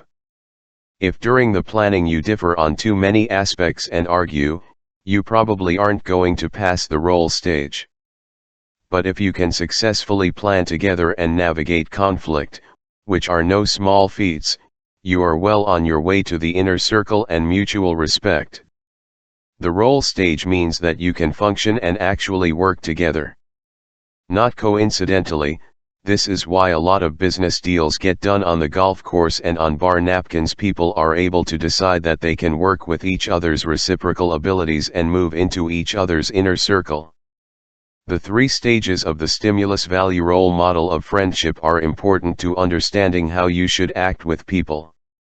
It may stand with simple physical mirroring or attraction, but it ends with the ability to coexist on multiple levels. The ability to work together is an important factor in likability, and this was also investigated by Stephen DeBerry in 1989. DeBerry split participants into groups of 2 and filled out a scale of likability about themselves and their partner. Then the participants either completed a task involving blocks with help from their partner or individually and in competition with their partner. After the task, the participants filled out the likability scale once again for both people. DeBerry discovered a difference in how genders perceived collaborating and competing.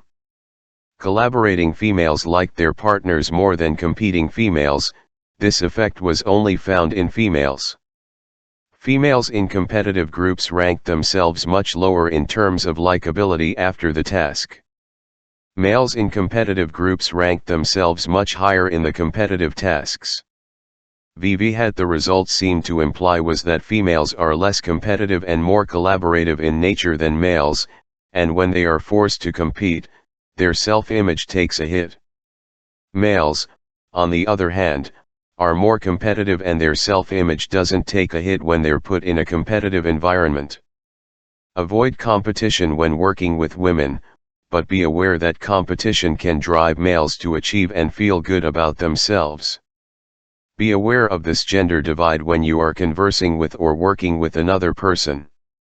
The key takeaway to this research is to avoid competition and comparison in social settings, unless you know the outcome will make the other person feel better about themselves.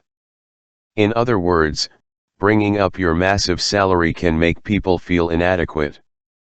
However, you can certainly feel free to bring up your salary if you have a good inkling the other person's salary will be higher than or at least comparable to yours. Downplay anything you think people might feel compelled to make comparisons with. When you are working together, focus on the shared goal at hand and not individual contributions. Everything is equal in pursuit of the goal. You don't want to trigger the negative consequences of competition. As for likability, when people see you as an ally, or as somebody who could help them at some level or another, they are more likely to view you favorably. At the very least, they're not going to see you as a threat. Now, if you were to talk to people and you're constantly comparing scores, income, net worth, social status, social esteem, authority, credibility, and so on and so forth, you're going to trigger their competitive nature. This is difficult for some because it requires that you get over your ego, yes, even in the work context. Remember that the overarching goal of any interaction, whether social or work-related, is not to look good by crushing another person. Your overarching goal should be to build rapport and comfort, and in this chapter, specifically to showcase the traits and values that will move you through people's friendship stages. You can make the argument this chapter is more about the value of being able to work well with others. The important part is to recognize the working relationship as an integral part of any close friendship. Takeaways: the stimulus value role model of social interaction states that to get to someone's inner circle, you have to show 3 levels of compatibility: stimulus, value, and role. To use this model, you have to first understand which stage you are currently at with someone, and then you can understand what you need to get into the next stage. The deepest level is role, working together, collaborating, and resolving conflict. Within working together successfully, there is a gender divide where males are more comfortable with competition and comparison. However, no matter who you are working with, people will favor you if you can make them feel good about themselves. Chapter 8. How to be more endearing. How would you act if the most stunningly attractive and physically perfect person suddenly sat down next to you? If you were at home, you might tell them to get out of your house. But otherwise, we would likely reduce to a stuttering mess. There's a very simple reason for this: perfect people scare and intimidate us. We're uncomfortable around them, and they make us self-conscious in ways we never thought possible. It's impossible to not compare yourself to a supermodel who sits down next to you, no matter your gender, and it's near impossible to not feel intensely intimidated or paralyzed if a supermodel was to sit down in front of you and proclaim their interest in you.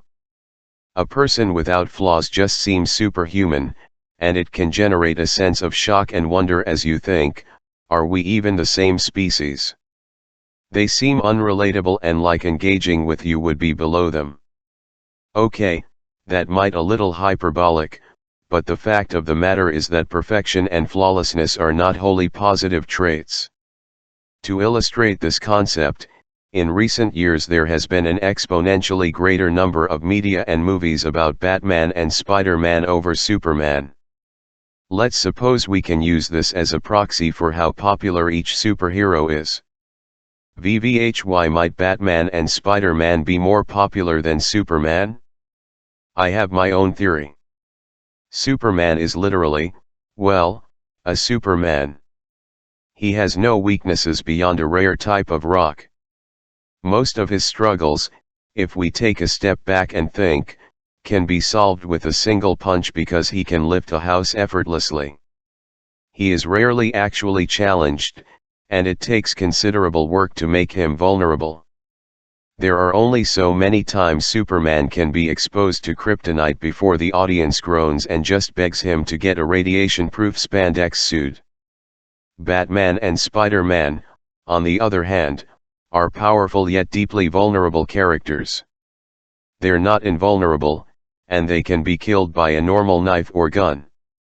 Most importantly, they are extremely flawed characters who are superheroes because of their own internal struggles. Batman's parents were killed in front of him when he was a child, something that every movie inexplicably feels the need to recreate, and Spider-Man's uncle was killed by a criminal he could have stopped. They are driven by guilt, purpose, anger, and frustration. Coincidentally, these are extremely humanizing characteristics that make them far more relatable, and thus popular, to us than Superman. People are moved to feel for Spider-Man and Batman because they can also point to their own internal battles and how they've overcome them or not. They are compelling precisely because they aren't perfect. Does this have to do with the science of likability? Not being perfect is endearing to people. Vulnerability is attractive and relatable, and it ensures that you aren't intimidating to others. Don't pretend you're perfect, you're not, anyway, because it will probably backfire on you. In fact, consciously display the opposite. Aronson, Will Ehrman, and Floyd in 1966 discovered an easy way to create likability that capitalized on displaying imperfection. The researchers ran a simple experiment where participants watched a video of a person knocking a cup of coffee over and a video of another person not knocking the cup of coffee over. The results. It was shown that participants highly preferred and liked the person who had knocked the cup of coffee over. In essence, it was found that flaws, hiccups, and imperfections that showed people too vulnerable made people likable. This was called the pratfall effect, presumably named after someone named Pratt who had a tendency to fall frequently.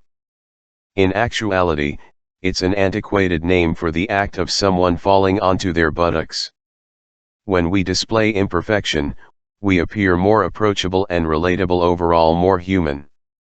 The more important, unspoken element of showing flaws is that you are making others comfortable and easing their fear of judgment.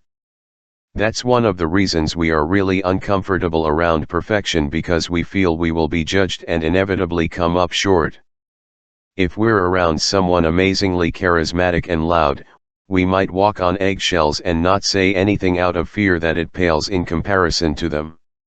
If we're around someone amazingly beautiful, we might hide our faces or intentionally dress sloppily so as not to be compared to them. If we're around someone shockingly intelligent, we might not want to voice our opinions for fear of being found wrong and humiliated.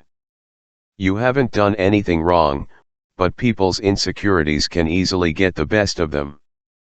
But when you commit a silly error, show a chink in your armor, or overall destroy any mystique people might have about you, that all changes. You become human and more likable. People know you're not a living statue or encyclopedia, and they will feel they don't have to walk on eggshells around you anymore because you're just like them. Any self-consciousness will evaporate if the supposed genius has a tendency to spill coffee on her pants, or the piano prodigy chipped his tooth while drinking coffee too aggressively. People won't be so concerned with how they appear, and they will relax. Suddenly, you will become the substitute teacher who swears in front of their students in the first 5 minutes of class. The class will relax because they previously felt like they had to be on their best behavior, and now they know their substitute teacher is actually going to be lenient and relaxed. If you have a quirk or eccentricity, it is probably the reason why a lot of your friends are drawn to you. Your value to your friends definitely doesn't come from a place of perfection. They like you because of your imperfections and what makes you uniquely you. In fact, you probably have imperfections or quirks in common, and that's what drew you to each other in the first place. Politicians around the world are aware of the effect humanization can have on their popularity, which is why you'll see them dress down and intentionally use the language of the average Joe or Jane. This chapter is a long way of saying I'd feel a lot more comfortable around Heidi Klum if she tripped and fell on her face to break her facade of being a beautiful Amazonian model. How can you use this knowledge in your daily life to be more likable? There are any number of ways to make your appearance slightly goofier and less polished, which we know makes us a bit more endearing to others. For example, you can stumble a bit when you use stairs, exaggerate a yawn, wrinkle, and rub your nose, drop something you're carrying, snort while you laugh, walk into the corner of a table or door, drive onto a curb while parallel parking, stub your toe, get hit by a tree branch while walking, etc. The list is endless. You can also make self-deprecating jokes and immediately call yourself out when you have made a mistake. Finally, you can make sure to freely bring up or admit embarrassing things about yourself, such as your past love affair with ice cream or that you broke your leg chasing an ice cream truck. Typically, these are acts or thoughts we seek to hide as quickly as possible. But they actually make you more likable and endearing because they allow others to let go of their insecurities and let their guards down. I imagine having to conform to perfection as sitting in perfect posture on an uncomfortable chair made out of splintered wood. For why do that when you can slouch into a worn leather couch and kick your feet up? Another trait that will make you more endearing is the ability to deliver bad news in a good way. No one likes to hear bad news, and often we take it out on the messenger. What if you are forced to be that messenger? You're stuck between a rock and a hard place, unless you can harness what is known as the Lasada ratio. The Lasada ratio is the ratio of how much positive feedback is required to lessen the sting of negative feedback. In a 2004 study, Marshall Lasada studied communications within a set of businesses to examine the relationship between positivity and performance. He found that a greater amount of positivity was highly correlated to better performance and higher rates of success, especially in the presence of negativity. Even positive statements as simple as "I agree with you" or "that's a good idea" were highly important to curtailing the effects of negative statements as simple as "I disagree" or "I don't think that's a good idea." Lasada discovered the amount of positivity it took to reduce the impact from negativity was roughly 5.6:1, which means in order to make someone feel good about any amount of negative or critical feedback, you need to make 6 positive statements to maintain a healthy work relationship. Otherwise, the negative impact on someone's self-esteem and mood will be damaged not irreparably, but in a way that may impact the future relationship. Teams that tended to produce better work and get along better with each other learned that positivity goes a long way. The best performing teams averaged 5.6 positive comments for every 1 negative comment. Team members within these teams showed a higher level of likability to each other. How can you use this finding to your advantage? If you want to be likable, load up on positive statements during the course of the conversation, especially if you know you're going to have to deliver anything remotely negative. It's the end of sugarcoating when you know you need to go negative. In every conversation, there are 3 types of statements: neutral, positive, and negative. Be aware of the type of statement that you are using and police what's coming out of your mouth. If you know you have to deliver a negative statement, make sure to use the bulk of the positivity afterward, because only then will you be directly counteracting the effects of the negativity. Be sure it is actually positive and not simply neutral. For instance, you can heap praise on someone and then conclude that their presentation needed work. The praise will likely be forgotten by the impact of the negativity. If you reverse the order and lead with the negativity, the positivity will blunt the impact. It's tough to keep track of 5.6:1 positive to negative statements in real life, so you don't need to seek exact application here. You just need to realize the massive effect that negativity can have and understand the steps you can take to counteract it. It's not only supervisors or people who critique and judge others on a daily basis who need to understand this.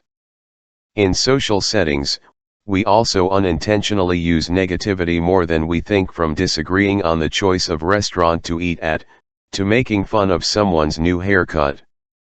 This includes the use of sarcasm, which for the purposes of the Lasada ratio is typically negative, even if it used in good humor. People are more sensitive than they present themselves to be, and you can choose to acknowledge this or not. You don't have to compliment people and act like a sycophant. Just erring on the side of positive and good-natured will do quite a bit of good. Shooting for 5.6:1 does seem impossibly tough and transparent, but if you were able to alter your statements at least halfway, there would be a world of difference. The final specific way to be more endearing and enjoyable is to ask people for advice and revere them as experts. In a 2015 study, Brooks, Gino, Schweitzer, researchers separated a group of participants into 2 halves.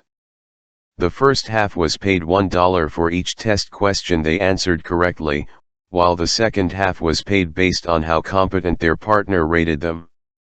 Before completing the test questions, participants had the option to send a message to their partner. The message could be either asking for advice or merely wishing them luck with the questions. Afterward, the participants were polled on how much they liked their partner. VV had ended up happening was participants who were asked for their partner's advice rated their partner higher on competence and also reported liking them quite a bit more than participants who only wished their partner good luck. This study found a positive correlation between the impression we have on somebody and whether they asked us for advice. VV when someone asks us for advice, it's hard to resist stepping onto a soapbox and educating. When someone puts you in a position of expertise and asks you to help them, it is difficult to resist the temptation of telling them everything we know about the topic. Let's imagine you have just come back from a skiing trip, and someone asks you if you know any good places to ski. They have no idea you're essentially an expert on the topic at the moment because you planned the trip yourself. VV is your response most likely going to be? You are going to tell them absolutely everything about your trip, send them your itinerary, talk about the various pros and cons of your particular trip, and offer any other advice you can think of. You're going to feel smart because you have the ability to guide and teach someone. It's important to mention this doesn't tend to occur because we are innately helpful and generous with our time, it tends to occur because we enjoy feeling validated and important. To be more endearing, make other people experts and ask them for their advice even if you don't need it. On an everyday level, this can display itself as more curiosity about topics another person has knowledge about. What does the person like to do? What are their hobbies? WV is their educational background, or what do they have special training in?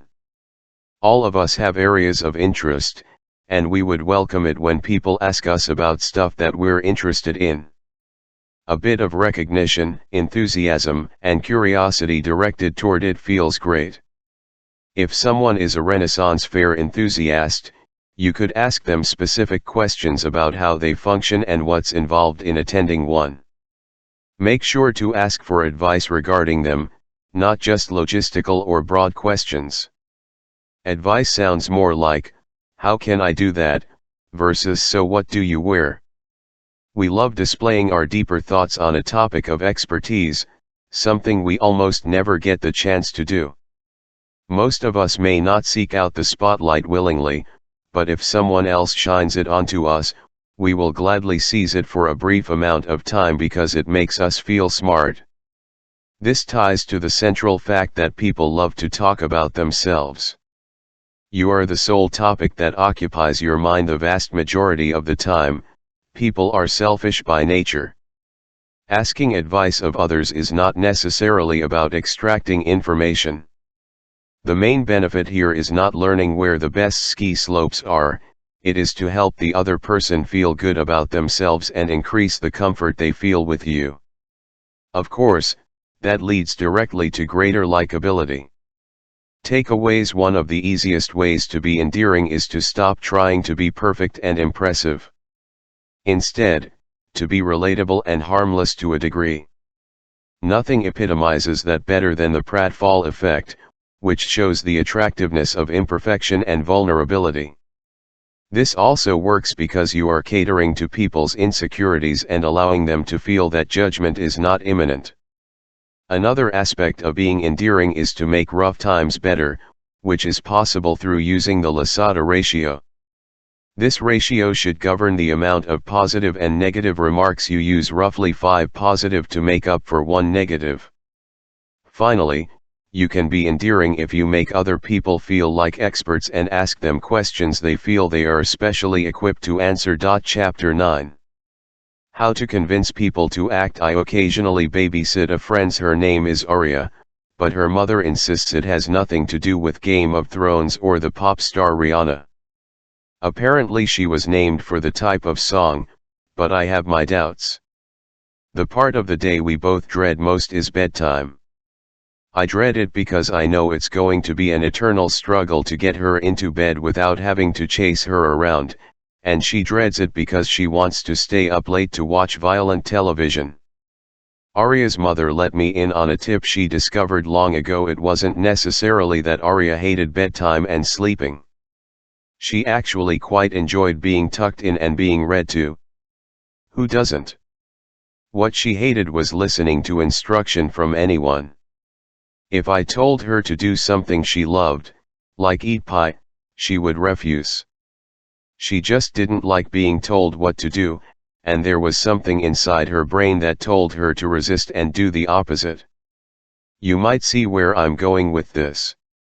The next time I babysat, I said something I felt would be far too obvious, even to a toddler. I told her, "Okay, you're not allowed to get ready for bed. It's against the rules." She gave me a look of defiance and ran toward the bathroom and started brushing her teeth immediately. I followed her and pretended to protest, and she was in her bed in record time. Does this type of reverse psychology only work on children? Well, unfortunately, no. It's in our nature to resist and try to claim our free will as adults as well. Statements as transparent as the ones that worked on Arya might not work on us, but it doesn't take much more complexity to convince people to act in just the way you want. If we want to get something done, we might feel that we need to be direct in a way that makes us unlikable even if we use the Lasada ratio. This chapter just might reveal a way to accomplish your goals while still being likable and not ruffling anyone's feathers. React Ants theory may help you assert a level of influence by taking advantage of human nature while maintaining any and all positive feelings. React Ants theory originated from Jack Bram in 1966. It is a theory that dictates how humans behave when they feel their free will or freedom is being threatened. This is what Arya felt when she was told she couldn't do something. Her free will to do whatever she wanted was being threatened, so she followed React Ants theory perfectly by wanting to reclaim her freedom and display it. Humans will bristle when their perceived freedom is restricted, so they'll try to reclaim it. It is similar to reverse psychology, but reverse psychology is driven by the question, am I missing out on? In other words, if we are told we can't do something, we immediately want to do it not because of the action itself, but because we feel psychological discomfort with being told we can't do something, and we seek to prove to ourselves that we indeed can. We will probably want to perform that action more if we are told we can't do it because it will have greater psychological and emotional value at that point. So for instance, if you are told you can't buy something, you are likely to feel slighted and annoyed at the fact someone told you this. You might even feel insulted or controlled. All of these emotions lead to you buying something you may not want just to resolve those negative feelings inside you and be able to say, "Ha, I showed them." We can accept some restrictions on our freedom. We abide by them all the time, from crossing the street at red lights to not stealing. The difference is these are universally applied and generally appear to be reasonable and fair. React Ants theory kicks in most powerfully when we feel our freedom is unfairly, arbitrarily, or unreasonably restricted in our perception. React Ants theory shows an interesting aspect of the human desire for choice and options. Choice and options give us the feeling that we can control what happens in our lives. In 1976, Penny Baker and Sanders studied React Ants and illustrated it in a somewhat humorous way. They didn't give instruction to participants directly. Instead, they put two types of signs up in bathroom. One sign read, "Do not write on these walls under any circumstances," while the other sign contained no such language. Can you guess what happened? The signs with language specifically prohibiting writing were covered with graffiti, while the normal signs had far less or none at all. What people were specifically told to avoid, they did to satiate an impulse they had about their freedom. I imagine the inner monologue of someone who came across that sign was something like, "Oh yeah? Stupid sign creator trying to tell me what to do?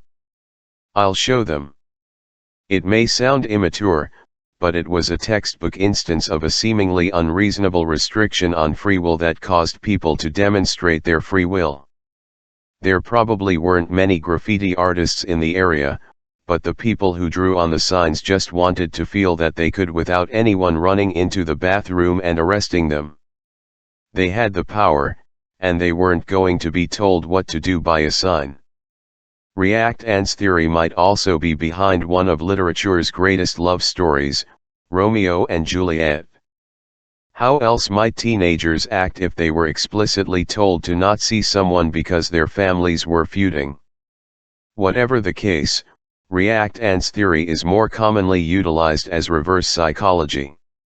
Tell people to do something, and intend for them to do the opposite.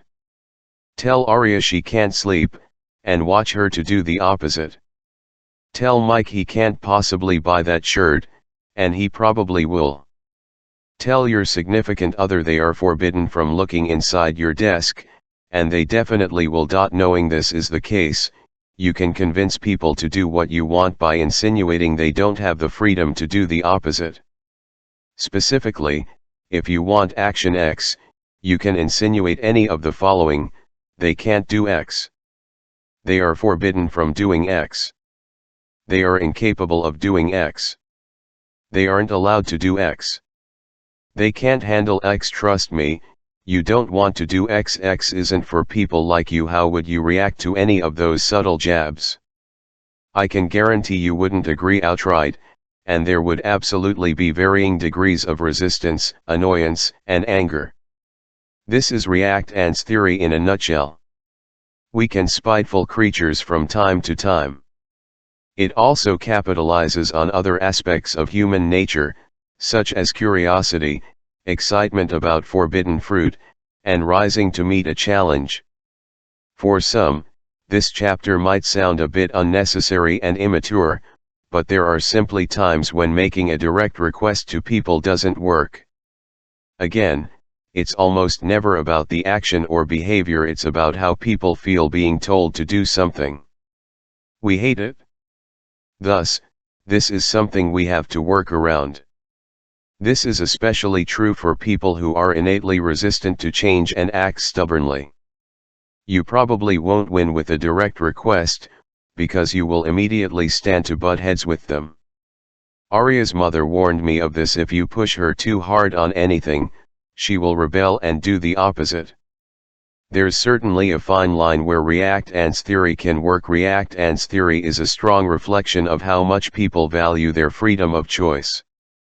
In limited instances, you can indeed use this drive against them. Takeaways: reverse psychology works on children, and the slightly more advanced form, React Ants theory, works on adults. React Ants theory is when you can subtly push people in a direction you want because they feel that you are trying to restrict their free will regarding it. The important factor is that someone feels like they are being restricted in a way that is unfair and arbitrary, which leads to psychological discomfort. Chapter 10. How to lead anyone. Have you ever heard of a famous and successful company led by a committee of CEOs? A country with 2 presidents? We never hear about anything being led by a group of people. There is a reason there is one head of state for every country in the world. There is only one president or prime minister because there needs to be a singular person making decisions and having the last word on matters. There needs to be a tiebreaker and figurehead people can rally behind. Other times, there is simply one person who knows better than everyone else. Organizations have leaders, and we sometimes instinctually look for leaders to take cues from in all walks of life. We don't come out and admit it, but we are often looking to be led and for someone to make decisions for us. A shepherd is a valuable and comforting presence. It's also less brain work to follow and not make decisions as long as you trust who is making them for you. Sometimes we want the supreme freedom of choice you read about in the previous chapter, but other times, we just want to be told what to do. Sometimes we have surprising clarity about what we know and don't know and rely upon others to provide guidance and direction. This occurs mostly when we feel unconfident about our own intuitions or we believe someone to possess better judgment than us. This is true even when it comes to emotions. Don't your friends ask you your opinion on their love lives, and whether or not they are justified in their reactions. Every friend group has an unofficial leader, someone people will look to whenever there is a decision or plan to be made. A natural hierarchy will always form, and it's your decision as to whether you want to be on the top of the pyramid or someone who will simply follow the path set out for them. Leadership isn't a skill you're just magically born with. In a vacuum, leadership is simply about convincing people to listen to you. There are many ways we can do this that aren't the stereotype of King Leonidas commanding his 300 Spartan warriors. It's easier than you think to step into the leadership role among your friends or at work, because there are many ways to accomplish the goal of getting people to listen. Most people who struggle with leadership aren't finding the most effective way to get people to listen. Daniel Goleman, in a seminal study of over 3,000 managers conducted in 2000, articulated 6 distinct leadership styles and types. Which of these types is best suited toward your personality, and which should you absolutely stay away from? Each type of leader caters to a different type of intelligence and primary motivator. After all, not all of us are motivated or driven in the same ways. And of course, these all speak to ways we can get people behind us and win their support. The 6 types of leaders are: visionary, come with me to a better world. Coaching, try this, and you might learn from it. Affiliate, only if everyone feels about it. Democratic, Ivy hat, does everyone think? Pace setting, do more faster. Commanding, do what I say. Unsurprisingly, different people have different needs and respond to different kicks in the behind. Placing people into one of the 6 categories can help you skyrocket your effectiveness as a leader. The round hole gets the round peg, and the square hole gets the square peg, and the benefits are limitless. Visionary leader. The visionary leader is someone who motivates because they can speak to people's desire to be part of something bigger than themselves. They move people toward an overall vision and purpose. The visionary leader emphasizes the brave, new world they want to help create. This type of leader drives others toward a shared vision. This shared vision is, of course, an ideal. This leader tells the group about the vision they should all share, but doesn't necessarily lead by telling them how to get there. This of leadership is more abstract and motivational in setting priorities. This type of emotional leadership is powerful because laying out a vision enables people to coordinate by sharing information and also puts them in a position to motivate each other as they struggle toward that goal. This is where leaders like Nelson Mandela or Martin Luther King, Jr. come into play. They were charismatic, fierce leaders in their own right, but they rallied people to a greater cause, a vision for worlds that were free of discrimination and segregation, a world that was based on equality and free will. They persuaded people this was a vision worth aiming toward and brought it into reality. A drawback of the visionary leader is they may fall short when trying to motivate those who have different overall visions, even if they only differ by a little bit. Then you might fall into a battle of visions where you don't necessarily want different things, but people are sticking by their individual principles. In any case, it's more productive to invite everyone to share views and take a seat at the table so you can tailor your vision to be all-inclusive. Get them to feel that they have skin in the game by working with them to fit their existing experience and vision to the grand vision you have in mind. If your group has tried a lot of different methods to get inspired and moving, a visionary approach can be extremely effective because it is emotional in nature. It will focus people and have a strong impact on the climate surrounding your team. In practical terms, this emotional leadership approach works best when you're dealing with people who are looking to fill a gap or void. They have energy and they have passion, but they feel unfulfilled or untapped. This person is looking for direction and would be very open-minded to ideas and directions you have. A grand vision just might be the inspiration they need for you to take lead. Coaching leader. The coaching leader is focused on individuals instead of an overarching vision or goal. Of course, it's best if individual development can line up with something grander, but it's not imperative. The coaching leader is more of a facilitator. This person connects personal wants of team members to the goals of a particular group. What does each individual want in a group, organization, company, or context? The coaching leader tries to deliver it to them so they feel they are working towards something they specifically want. Understandably, this is motivating because it allows people to feel selfish in an acceptable way. They will help team members dig deep within themselves to identify weaknesses and strengths and how these can tie into their personal and group goals. The coaching leader is best exemplified by, you guessed it, a coach. A football coach is focused on improving the skills of each individual player so they can contribute to the team's success as a whole. The individual player feels compelled to follow the instruction because they trust the coach's abilities and knowledge, and the coach is motivated by improving the components of his team. A coaching leader often produces a high degree of loyalty because people have a sense of how much their improvement and accomplishments are due to this leader. The drawback is they can easily come off as micromanaging. By digging so deeply into the personal lives of your friends and co-workers, it may seem like you are prying or directing people regarding minute life details. It is too easy to be misunderstood as a busybody or know-it-all when this type of leadership is unwelcome or changes a relationship dynamic. If you're dealing with people who are a long way off from reaching their full capabilities, a coaching leadership style works great. It's useful for growth and maturation. Affiliative leaders emphasize interpersonal relationships and emotional needs. This is a person who tries to get all team members or friends more deeply connected with each other. The hope is once these connections are made, people will collaborate because they have become emotionally invested in the people around them.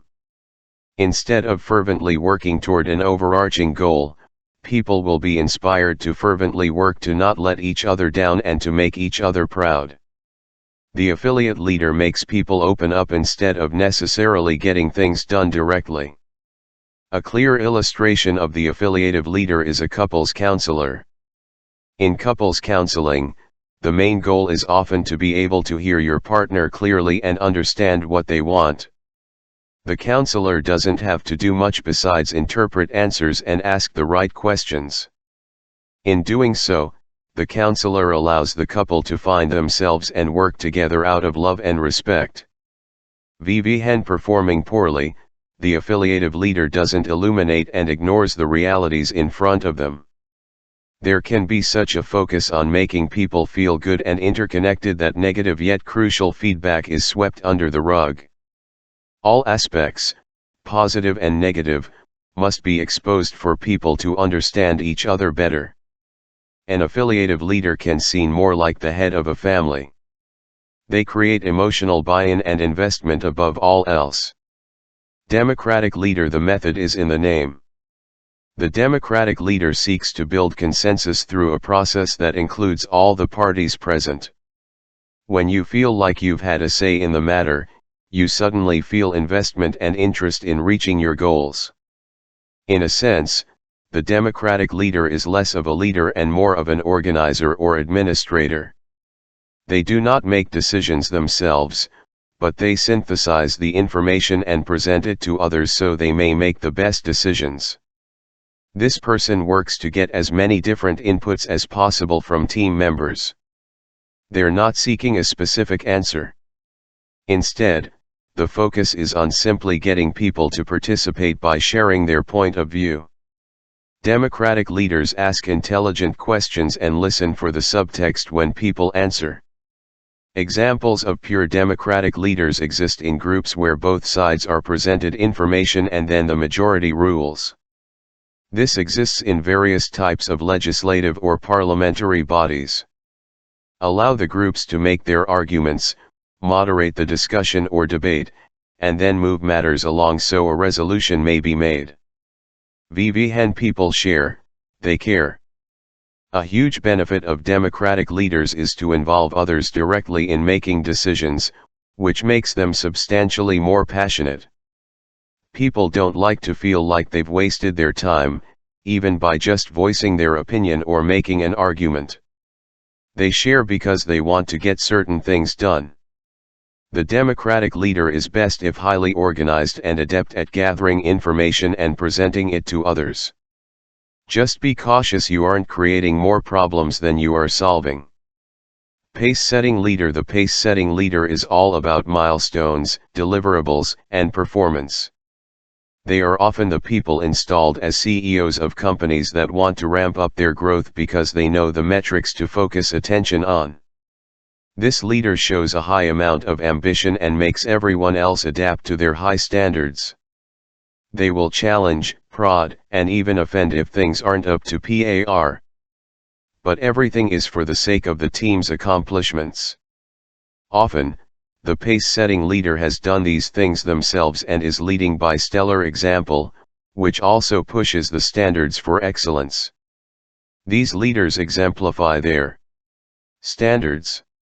They show people how to get stuff done because they live out their own goals. They are role models to aspire to. They know that people who are underachieving aren't necessarily incapable. By sitting people down, demanding more of them, and offering to work with them, they motivate them to get going. But this won't happen often. The most common downside to this type of emotional leadership is that it tends to be light on guidance and high on metrics and deliverables. There just isn't the time for coaching or teaching, and it can produce a pressure cooker environment. This leader might just tell them that they need to get their act together. If they can't, then it's on to the next person who can.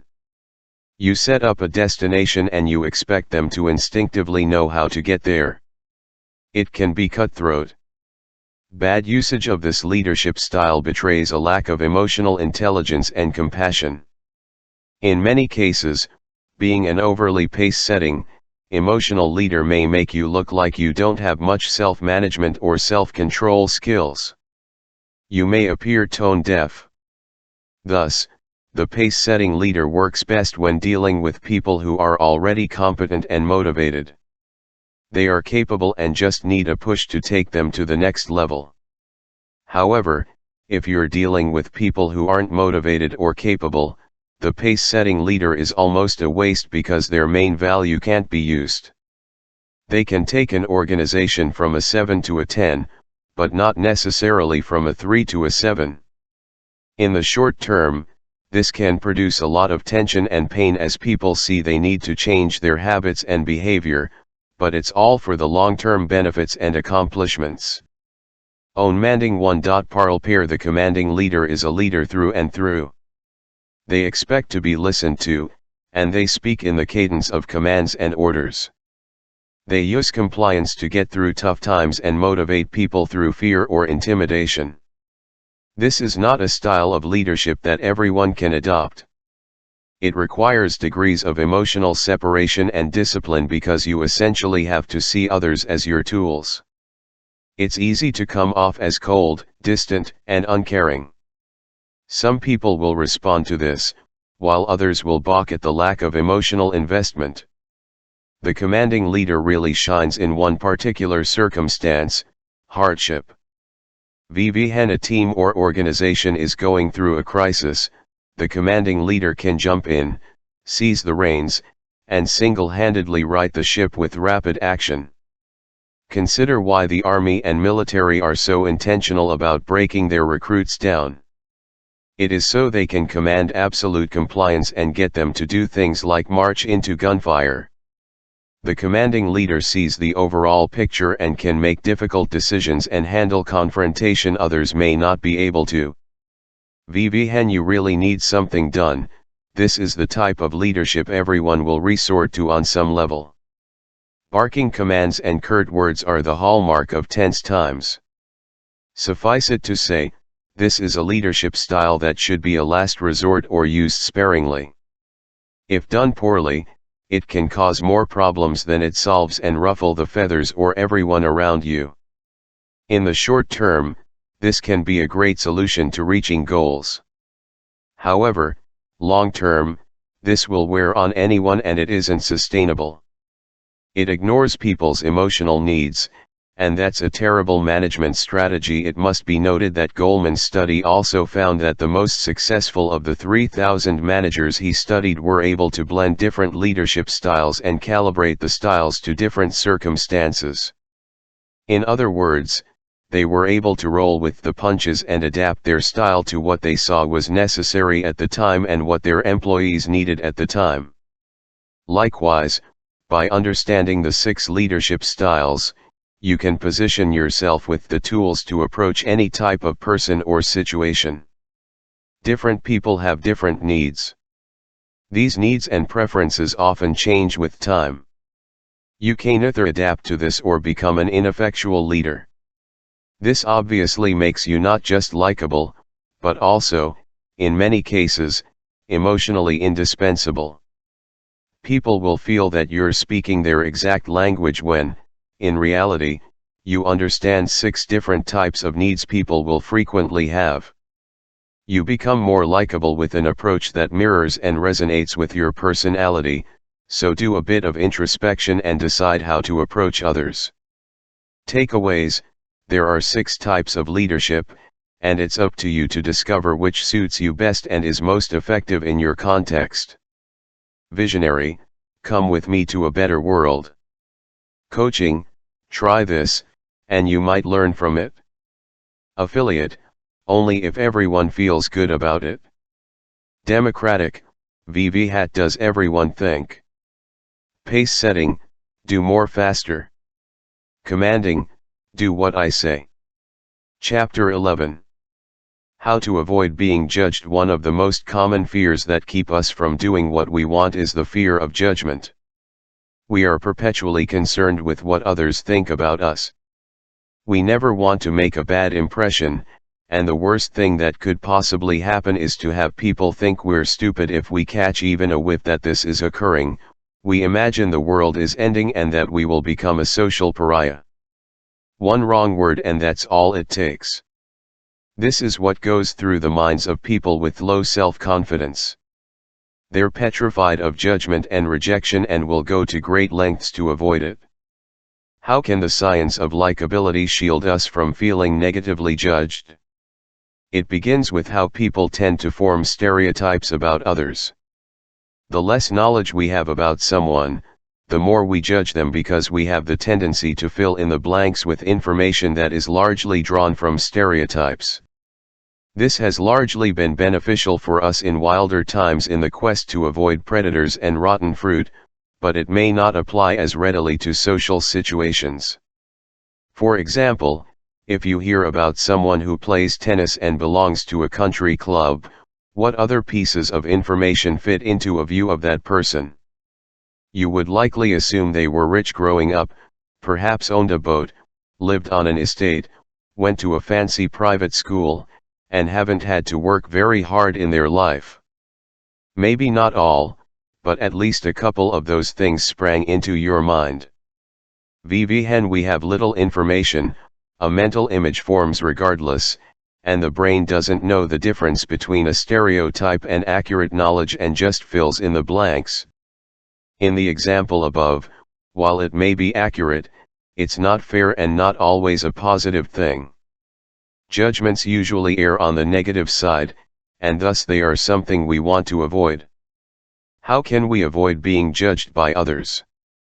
A 1989 study by Hilton and Feen set out to determine the cause of people's judgments, assumptions, and stereotyping.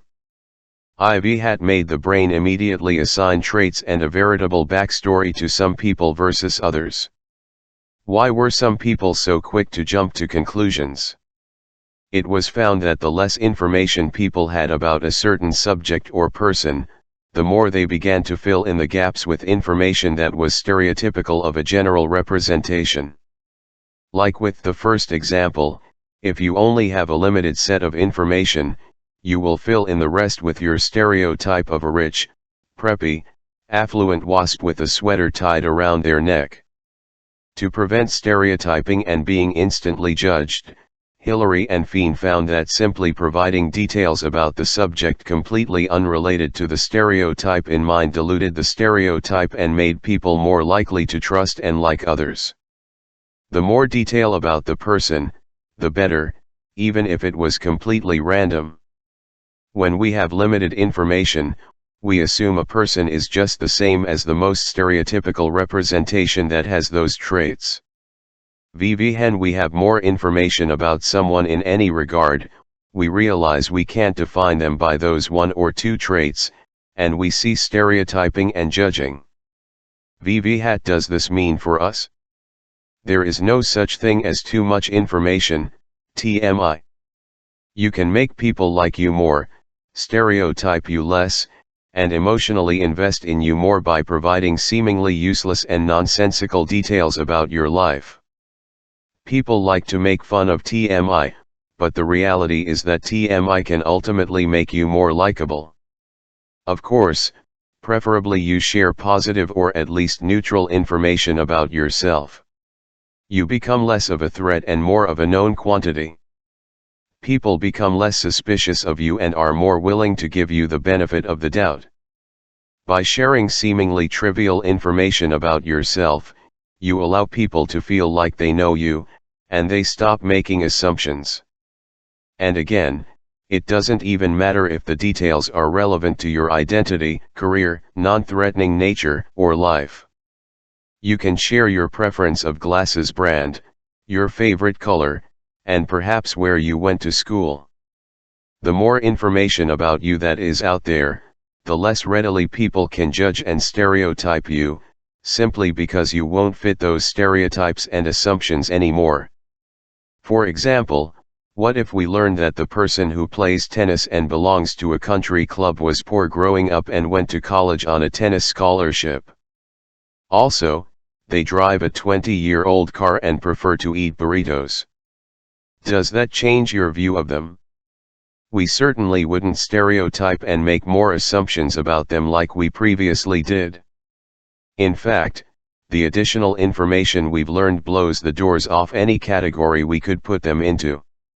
And in a sense, that's the goal, to make it impossible for us to fit into any broad category or generalization. People are only judging you based on what they aren't seeing of you. With more information, people suddenly become three-dimensional and not the static character biographies we see in movies. We are humanized, and we eventually realize that all humans are complex amalgamations. We were never going to fit into a stereotype or box. In reality, you really haven't done anything profound. You haven't even given any information that's important or useful. Oversharing to maximize likability works to get people to feel that they know different sides of you. An easy way to share more details is to get into the habit of offering unsolicited information. For instance, if someone asks about your weekend, don't resort to answering, "Good, how about yours?" A guideline I like to use is to give 4 distinct details when answering easy questions. In this way, you will get into the habit of giving people more information, which will make conversation flow better anyway. Here's an example of zero sharing, little information, and a high likelihood of judgment and stereotyping. Where are you from? Oklahoma. If you don't know anything about a person besides the fact they are from Oklahoma, where does your mind automatically go? It goes to whatever your stereotypes about Oklahoma are. You don't know if this person was born there, raised there, or only lived there for a couple of years. You don't have the context to make a good judgment about them, and yet you do anyway. This one trait defines them in your mind. Now, here's an example of why giving unsolicited information can be helpful. Where are you from? Oklahoma, but I was born in New York. My parents were originally from France and I grew up visiting France very frequently. Also, I have 8 dogs. Now attempt to put this person into a box. It's the same person as before, but it's near impossible because there is so much information about them that you simply have to take them as they are. By knowing more about them, they have become more humanized and interesting. The added benefit to sharing unsolicited information and more in general is you make it extremely easy for others to connect with you. When you spout off details about your life, it's easy for them to find common ground and know you as a person. If you divulge personal information or intimate details of your life, you'll also be appearing to take the first steps to building trust and showing vulnerability to others. The more that's out there, the more there is for people to hook onto and relate to. Let's face it, stereotypes surround us and we judge people every day. In fact, the reason why human beings automatically stereotype and judge each other is that it flows from our survival instincts. Stereotyping lions and lion-shaped creatures was probably helpful to survival. There is nothing fundamentally wrong with stereotypes, because we use them for convenience and efficiency. However, when we use them to prematurely judge others, it becomes a weakness and a large blow to your likability. Once again, the Pygmalion effect comes into play and we cause people to live up to our expectations of them. You can defeat judgments people have about you by oversharing. After all, enough nonsensical detail eventually paints a fairly accurate picture about who you really are. In 1997, Arthur Aaron found that sharing did more than simply make you less susceptible to judgment from others. It creates emotional closeness and investment. In fact, the more intimate and invasive the information, the better. He split participants into two groups. One group questioned each other on 36 very specific and intimate questions, including personal vulnerabilities and insecurities. Sample questions were, what is your most terrible memory, and what is your most treasured memory? It's impossible to not get personal when faced with these questions. The other group was tasked to ask each other only shallow small talk questions about their everyday lives. It's not something people are comfortable doing, but the participants followed directions. We feel like we're offending people or showing too much of ourselves, which is frightening. But the participants who were tasked with asking each other sensitive and sometimes prying personal questions developed greater levels of trust, rapport, and mutual comfort with one another.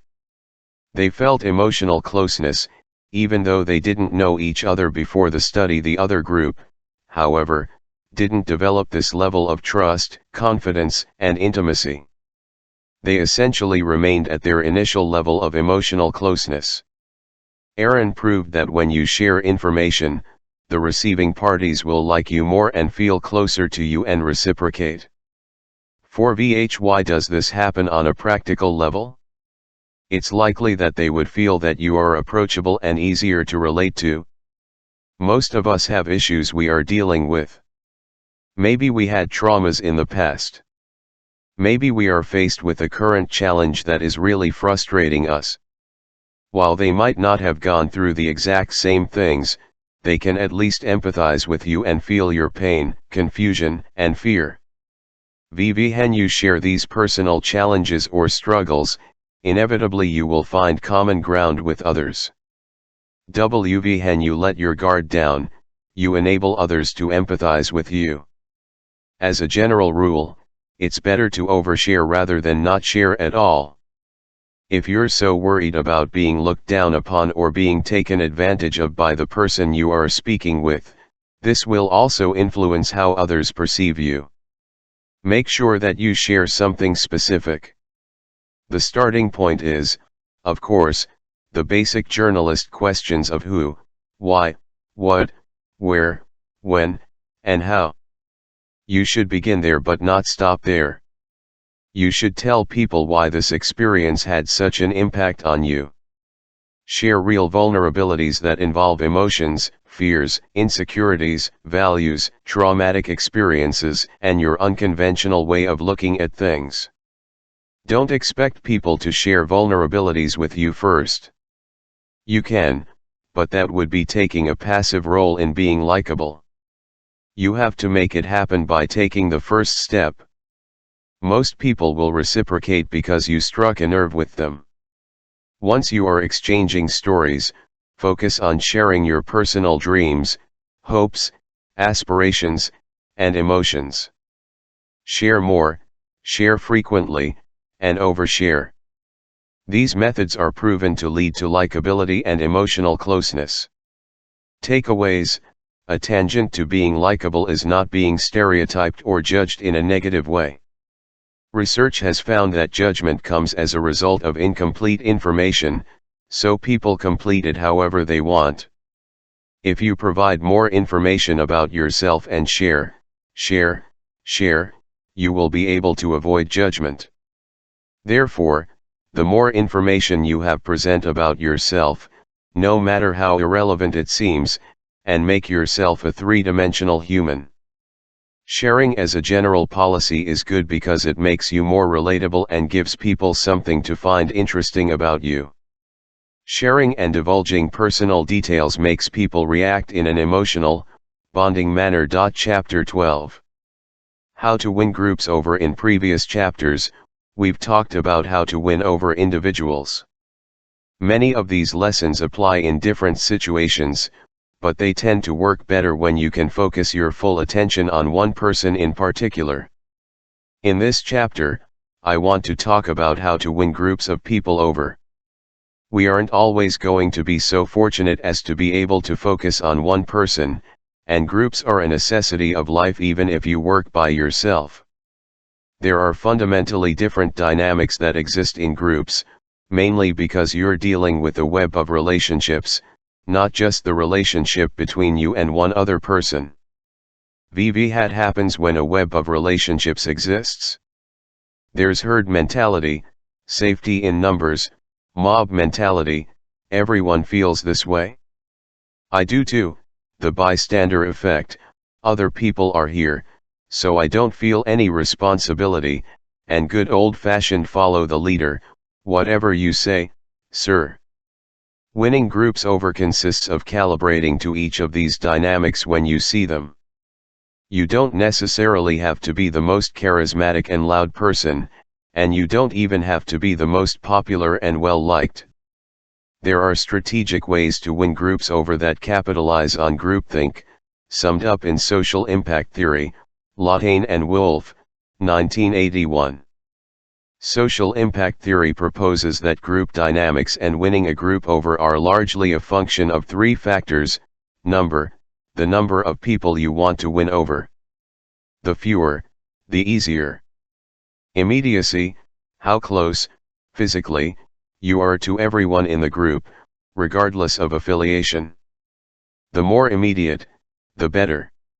Strength, how important you are to the group in general. The more important you are, the better. Let's go through each of the three factors. If you want to win a group over, the smaller the group, the better chance you have. If you are one person and you want to win over 1,000 people who are fervently against you, it's likely that you'll be drowned out before you finish your first sentence. However, if you are only trying to convince 2 people, you are 33% of the people involved. You've got a fighting chance at dealing with 2 sets of objections over 1,000. If you want to win a group over, the more immediate and tangible you are, the better chance you stand. The more distant you are physically, the more distant you become psychologically. Ask yourself this: why do salespeople always insist on selling in person and setting up appointments rather than conducting business over the phone? Likewise, if you are corresponding with someone over email, you would want to call them to emphasize your point or to really explain yourself. It's natural instinct to do so, because everyone feels they are more convincing the more immediate they are. Finally, if you want to win a group over, the more important to the group you are, the better chance you have. If you are a complete stranger with no sense of credibility and no reason for people to believe you, the group won't care. If you are a stranger with significant credibility, the group will probably care. And if you are a well-known friend with little credibility, the group's level of caring can vary. Obviously, the best way to win a group over is to be perceived as credible and also be liked and known to the group. There are multiple ways these factors can work with each other.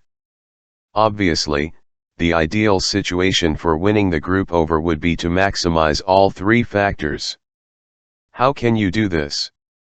For number, you can split the group into smaller groups or factions. You can handle one at a time.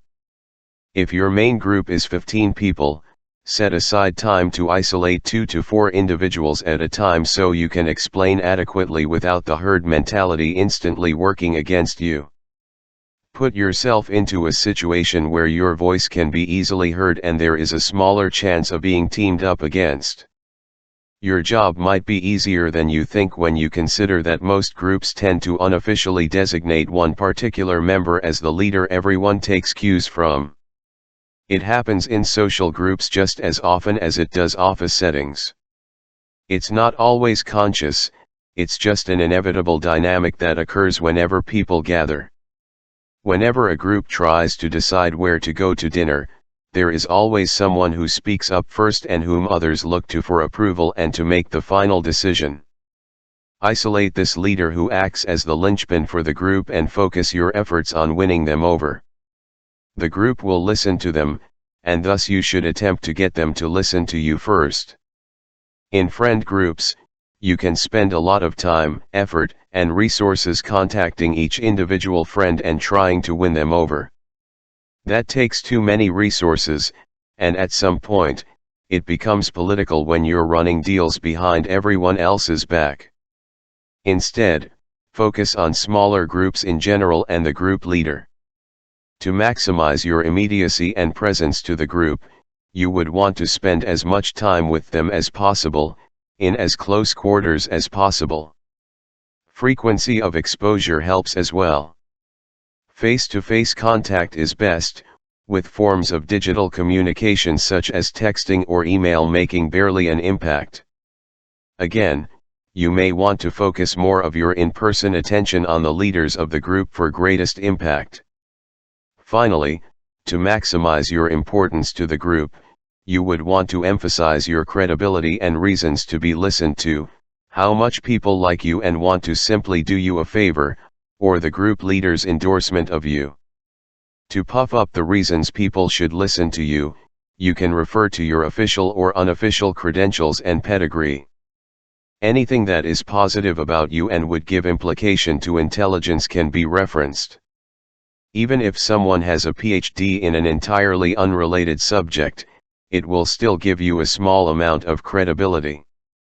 You can also maximize your importance to the group by playing on the group's emotions and utilizing emotional debt. I'm talking about a guilt trip. Make people feel obligated to listen to you when the only other option is crippling guilt. You likely haven't used it since you were young, but it still works wonders as an adult. Finally, you can even just focus on befriending everyone and becoming important in that aspect.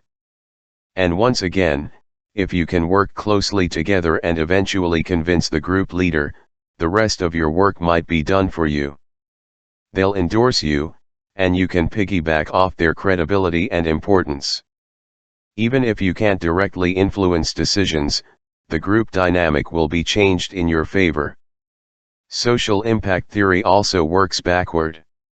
If these three factors are present, it means you will be more easily influenced by a group.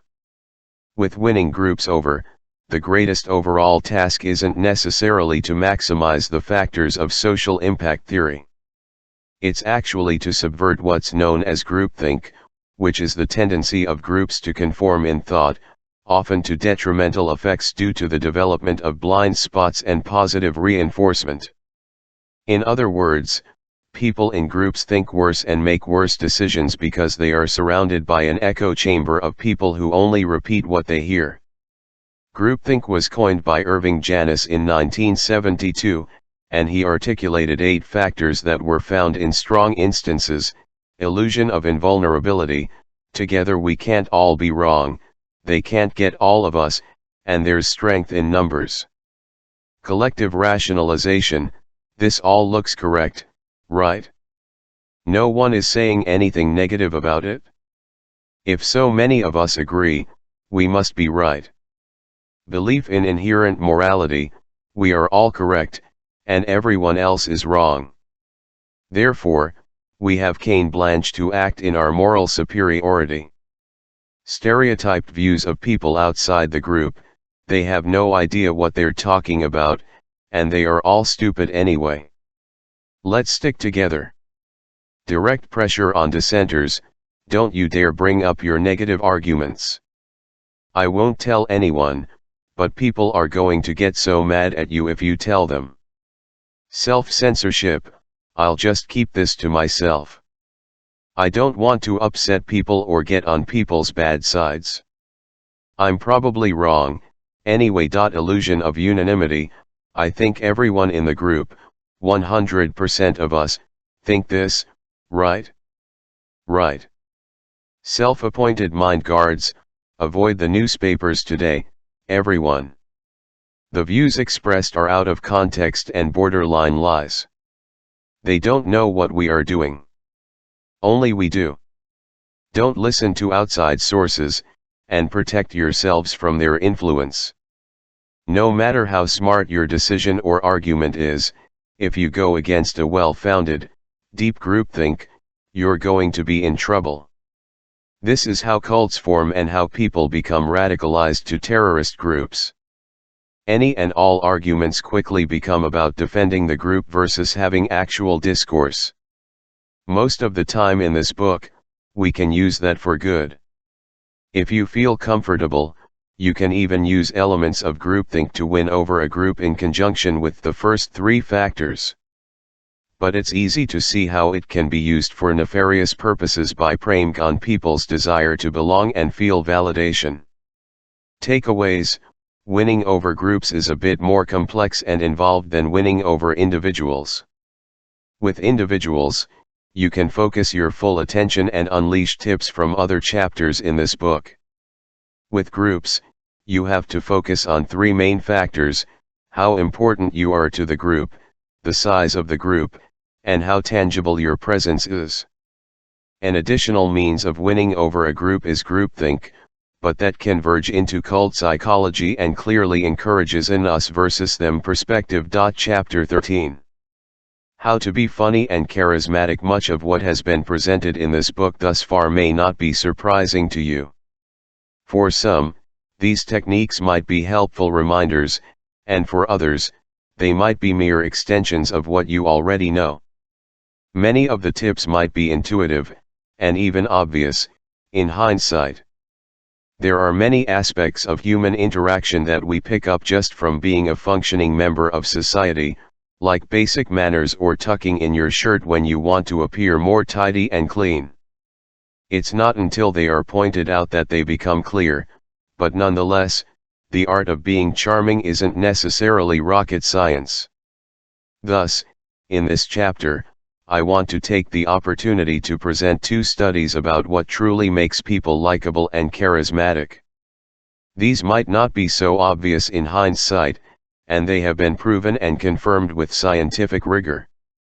Remember, despite what you might think, the evidence says otherwise. Quicker is BPTTPR. The first study is titled "Quick Thinkers Are Smooth Talkers, Mental Speed Facilitates Charisma" and was conducted by William von Hippel in 2015. As you might gather from the name, his discovery was that speed of thought and dialogue was more related to people's ratings of charisma than many other traits, including being correct or accurate.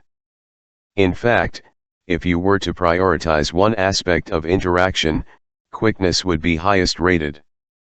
The researchers asked test participants to rate how quick-witted, funny, or charismatic their friends were depending on how they performed on a series of tests.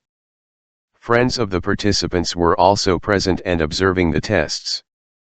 In the first test, participants were asked to answer trivia questions given out in rapid succession. Afterward, the participants' friends were asked to rate their friends who actually took the tests. Conventionally, you would think that the friends of the participants would rate their friend as more charismatic, quick-witted, or funny depending on how frequently they answered correctly in the first test. That was not the case whatsoever. It turns out charisma wasn't related to accuracy or even the appearance of intelligence. What mattered most was how quickly the participants answered, the speed with which they took action.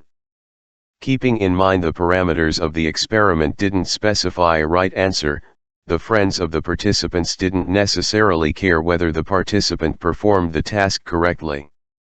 All they based their decisions on was how quickly they answered. The researchers concluded that people tend to have a more favorable impression of you depending on how quickly you speak or take a position. It doesn't really matter whether you are correct in your position.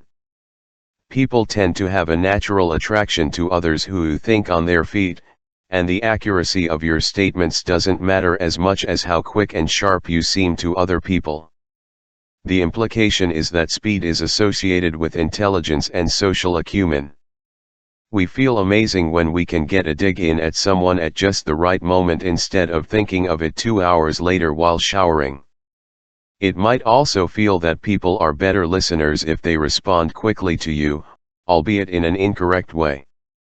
So to appear more charismatic, it's clearly better to speak first and loudly, even if you have nothing to say and even if you are speaking gibberish. Slow and silent, while it may not be seen as negative, clearly won't have the overwhelming positive effect that acting quickly will have. At the outset, this seems absurd, because the study seems to suggest that talking out of your behind, as long as it is quick and confident, will make you more likable. Then again, is it actually so surprising? Humans place incredible weight on perception. When someone replies to a question or provides an opinion or stance quickly, we assume they are confident and knowledgeable because only those types of people would move quickly. So because we assume that people will only speak quickly if they have something valuable to say, if someone speaks quickly, we assume it's valuable. In other words, if X, then Y, where X is knowledge or confidence and Y is speed. Moreover, if someone replies slowly, we naturally stand to assume the opposite, their brain processing speed is lower, and they have nothing valuable to add. The study confirms that we think if Y, then X. Of course, this is wrong and it's not cause or even causation, but we can use this knowledge to our advantage. Speak first and speak quickly. You can always correct what you said after the fact. What's important is that you were able to say something quickly when prompted. When you're talking to people, make it your priority to respond in any way possible. Silences and lulls are your worst enemy. In many cases, the person probably won't care whether you have the right answer or not, they just want some type of answer or response. If you're overly concerned with giving a correct, accurate, or even perfect response, your charisma quotient will drop if it's done slowly. This is the same approach that will cause a singer to work on a song for 2 weeks, singing the same line in slightly different ways, while another singer will spend the same time producing 8 songs. That's simply not the currency that matters in likability. For instance, if you meet somebody at a party and they're talking about a problem they have at work, they don't expect you to actually solve their problem. They put it out there for the sake of conversation. If you respond to the information they shared by digesting it slowly, turning it many times in your mind and cross-referencing it with your past experiences, it may take you a painfully long time to answer. By that time, the conversation has probably taken many different turns or will be well on its way to ending. A quick anything is better than a slow monologue. After all, isn't that what we see in movies and television shows, flowing banter that is quick like a ping-pong match? You might have to fight your mental programming to not speak in platitudes or speak just to make noise, but you should in pursuit of charisma. Speak first, and you can always backtrack afterward and correct yourself. Let me rephrase that, or going back to what I said, I have a different approach. You can also speak first, think through your thoughts out loud, and find your way as you are speaking.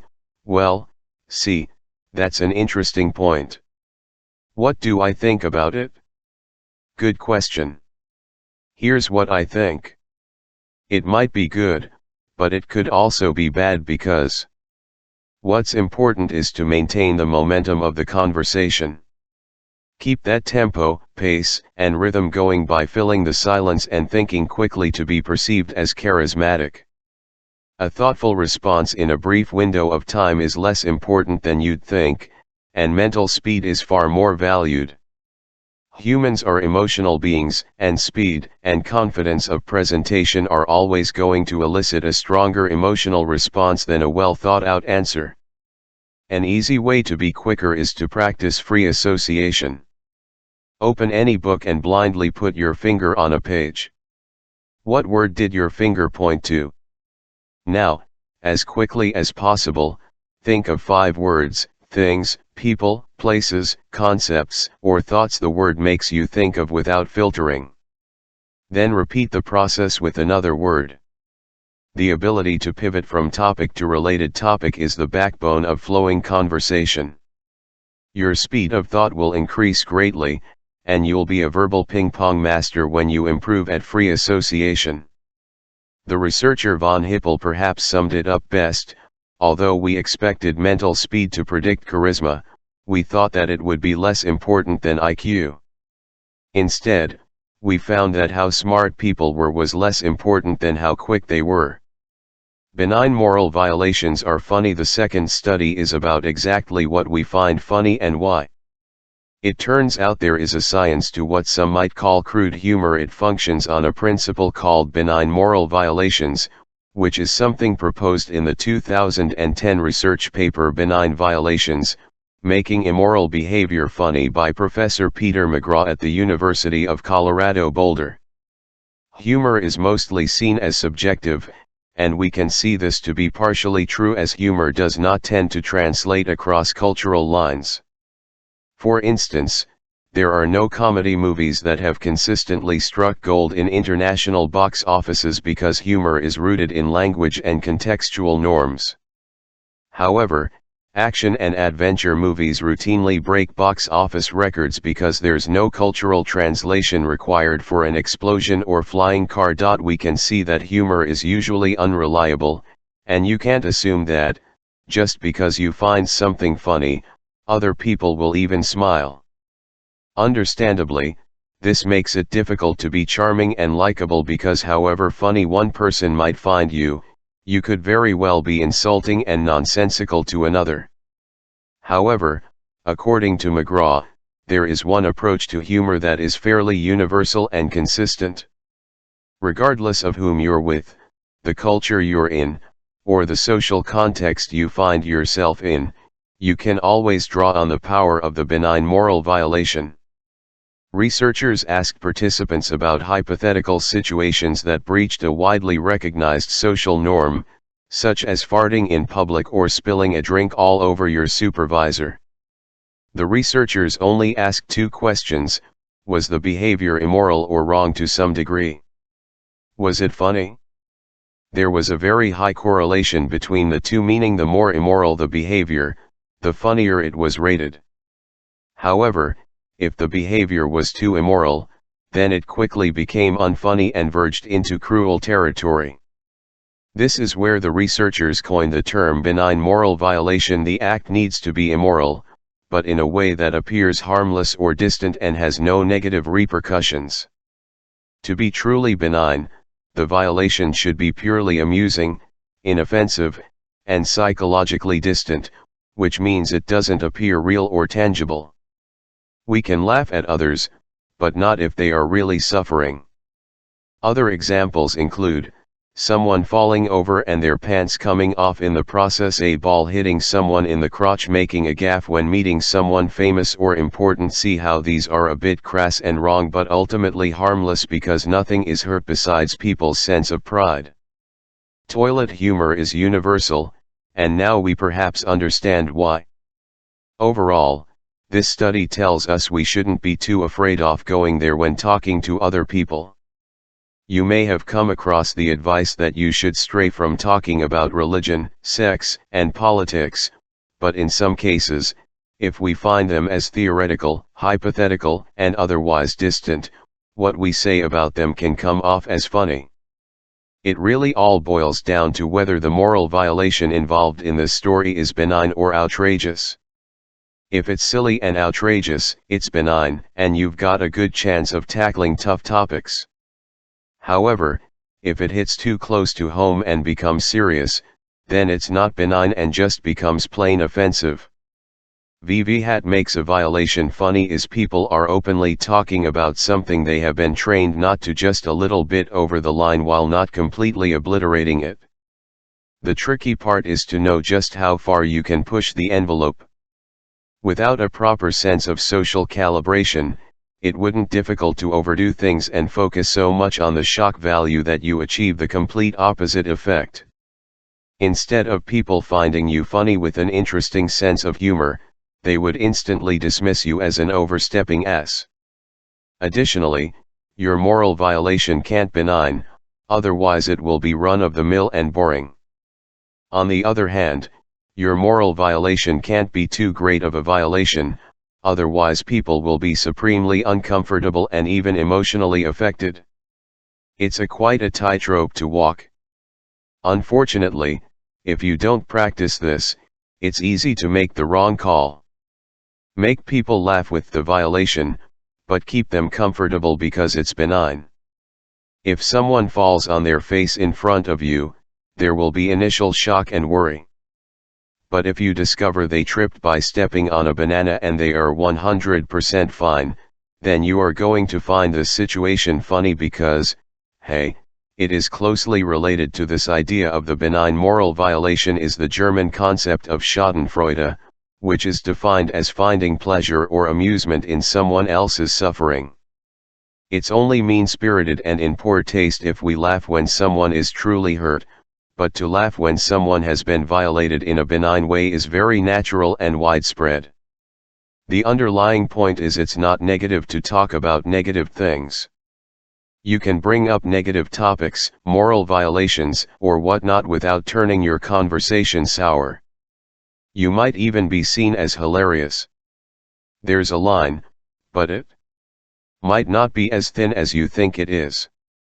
This is also similar to the advice in an earlier chapter to act the part of a friend and thus be welcomed as one. Friends laugh at each other and make off-color, silly, infantile jokes.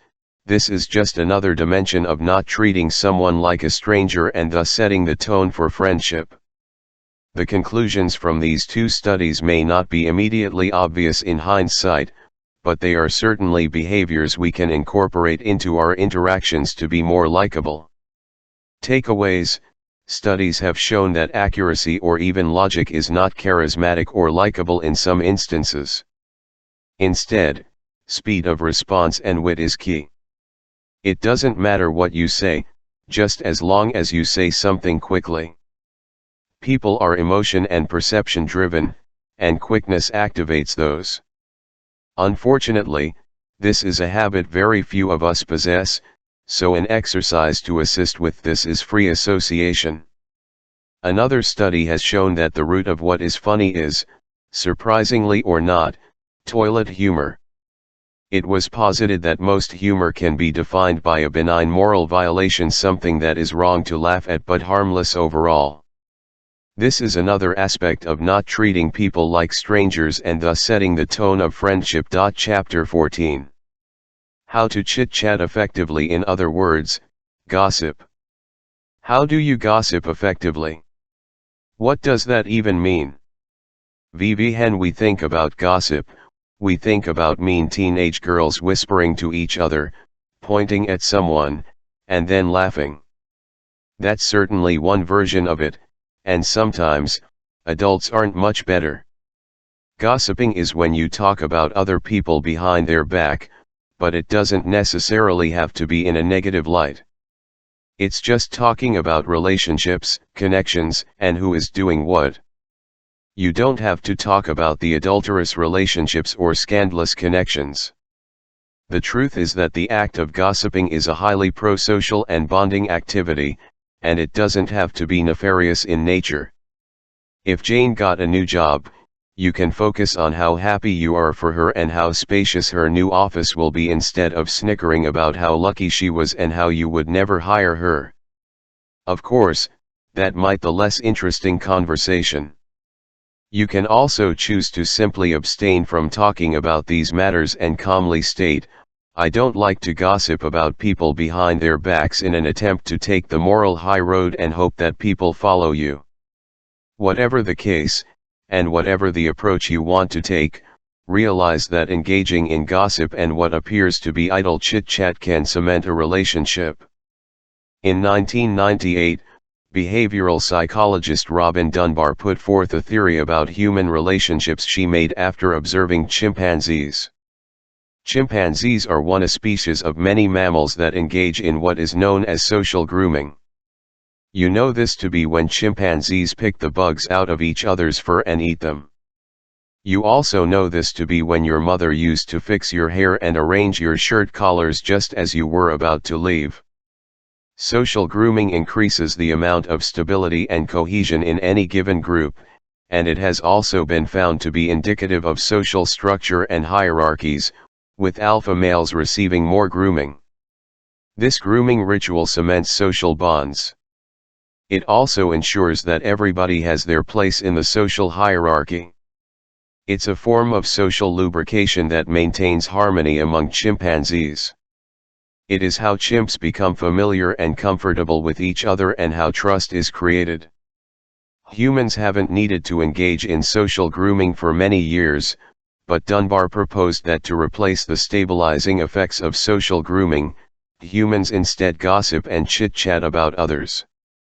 Gossip helps us relate to others and maintain relationships in the same way social grooming does for chimpanzees. It fills the same gap for what we do when we are sitting idly with nothing in particular to do but pass the time. Gossip can serve a purpose, such as discussing important matters of food, shelter, and the well-being of the group or tribe. It can also serve no purpose at all and simply act to familiarize people with each other. It doesn't have to be negative or positive in nature, it just has to fill the air. An additional pen of Dunbar's theory is that language allowed us to gossip and exchange information. Whatever the case, relationships are being formed and cemented on the basis of something we tend to overlook or downplay as negative simple gossip and chit-chat. What does this mean for us? Is it as simple as being willing to engage in gossip more frequently? Son of. What we downplay as gossip can actually be the basis for forming relationships. Gossip always has the option of leading somewhere large and intimate, no matter how small it can start.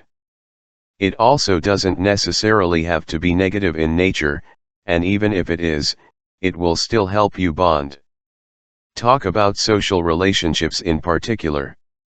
This really lends support to the conclusion that talking in general, about people, yourself, or anything at all, allows people to know you and like you. When you engage with people about idle chit-chat and discuss people, relationships, and shared situations, that's what leads to bonding. Yes, that even includes banal, boring small talk. That can certainly be classified as gossip, and while you may hate it, there is no reason for small talk to remain small, vague, and uninteresting. Allow yourself to exposed and open to other people. Ask questions and divulge information about yourself, just like you learned in earlier chapters on how to treat people like friends and break stereotyping. Establish a mutual level of comfort and familiarity. If nothing else, it gets people to drop their guard. Another 1998 study harped on the importance of staying positive with gossip. Skowronski, J.J., Carlston, D.E., May, L., and Crawford. In the experiment, researchers asked actors to read a script where they would describe other people. These scripts varied from pleasant and positive to downright negative and nasty. Other participants would then pay attention to the person reading and give their assessment as to that person's likability. The research results were quite astonishing. It turned out that the people observing the reader transferred the traits that the person was describing to the reader. For example, if the reader characterized someone as nasty, insensitive, arrogant, or rude, the other people in the study observing the reader reported that the actor exhibited those same traits. Similarly, when the reader was tasked to read the script where they would describe the other person in glowing terms, the bystanders would likewise report that the reader was positive, cheerful, and bubbly. If you're not talking about yourself, people will make judgments about you based on how you describe other people. They equate how you read other people with your own personality traits. If you ever find yourself in a conversation and the flow of the talk veers toward talking about third parties, keep this study in mind. Gossipers, pay attention. You don't even have to come off as nasty the people you're talking to, just focus on your words. This is why it is really important to watch how you describe other people. Words really matter. The way you choose to talk about others can impact the perception of the person you're speaking to because of spontaneous trait transference. Whatever traits you describe in others, people will transfer to you. If you talk about someone being lazy, people will more likely think you're lazy. If you describe others as engaging and cheerful, they will also think that about you. Obviously, to make this work best for you, you should only describe others as positive, encouraging, and overall likable people, even if you're talking about somebody who's downright unpleasant. There are still some pleasant pans to that person's personality or life story you can choose to dwell on. You can even choose better words. Instead of describing someone as fat and bloated, describing them as a little bigger or round has a positive impact on how people will perceive you. The way you choose your words packs a lot of value and judgment. Not only are you judging people with your words, but your word choice also says a lot about you. Don't let your comfort level guide you. Some people really feel comfortable talking negatively. Instead, pay attention to the words you are using. If you can't say anything positive, then at least try to say something neutral. If you feel that won't work, to hold off on saying anything at all. If you wish to be proactive about how people perceive you, try to be as positive as possible. Compliment others behind their backs. Try to find the silver lining of the dark cloud when describing negative situations. Tell stories about how great or interesting people are and make them the heroes of your stories. Overall, to chit-chat more effectively, don't be afraid to open up and gossip, but make sure to err on the positive, otherwise people will think you're whatever evil you are describing. Takeaways: social grooming is something that chimps do, but humans also have a version in gossip. Both are where bonds are made and where likability is created. The lesson is to engage in what you feel is gossip, talking about people, situations, social contexts, and local events. Gossip doesn't have to be negative, it just has to be something where discussion is made. To reiterate, gossip doesn't have to be negative.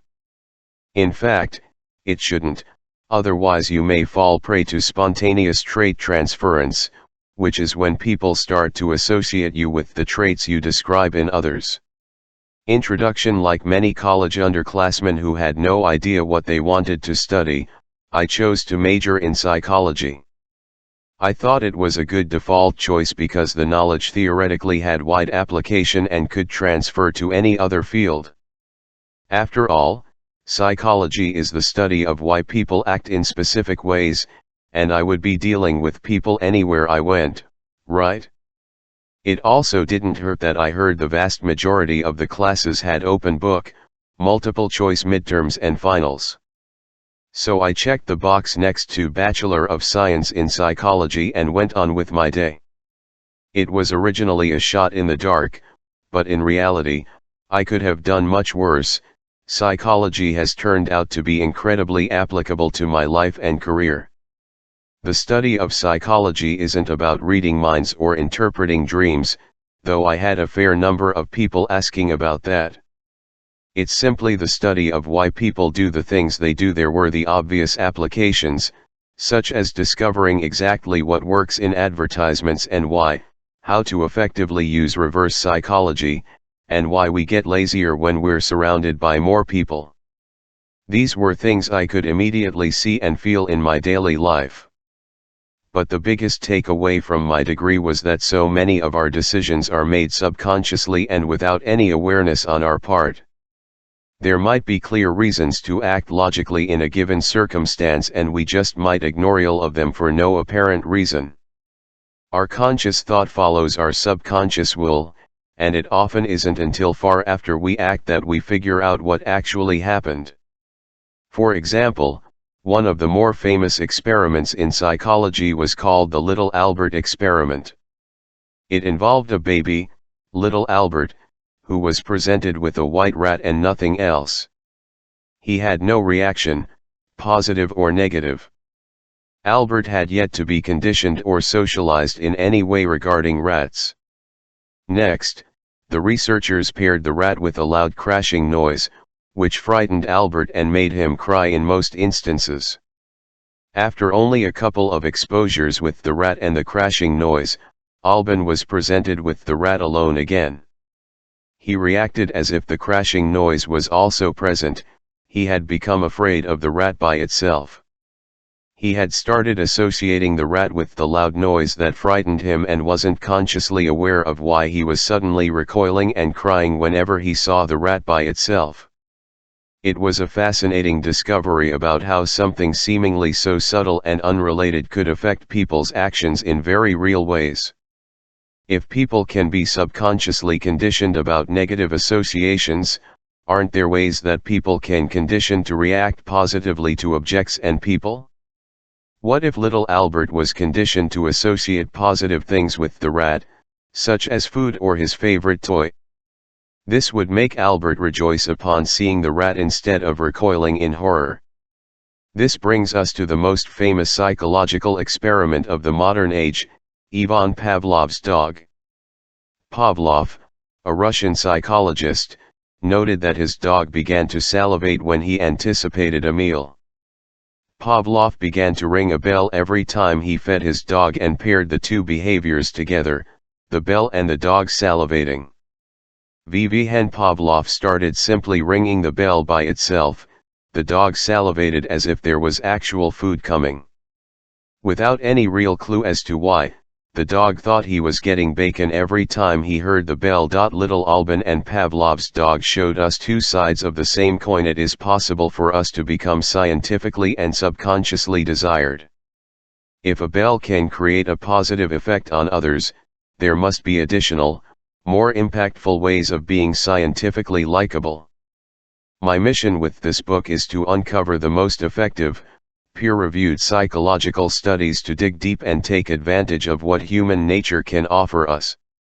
These studies run the gamut from confirmatory to shocking and counterintuitive, but that's because we are still figuring out how our brains truly work.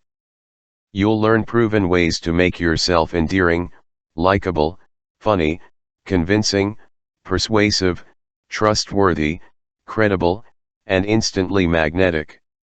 You'll learn why we hit it off with some people but never with others, why we feel chemistry with some people and instantly mutter, "Ugh, not them," in the presence of others, and why we instinctively trust some people and check for our wallets around others.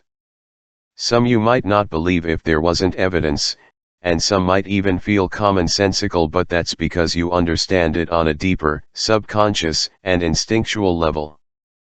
All of that and more is the science of likability. Our CEOs, politicians, and most charismatic friends are all doing something right. Now it's your turn. Chapter 1. How to improve people's moods. Why do some people instantly like us while others seem to instantly hold a grudge? Is hitting it off and becoming friends with people purely a roll of the dice? Or is there something more we can do to control our chances of connecting with people? If it's just chance, then why do some people seem to be able to connect with anyone while others appear to be virtually invisible?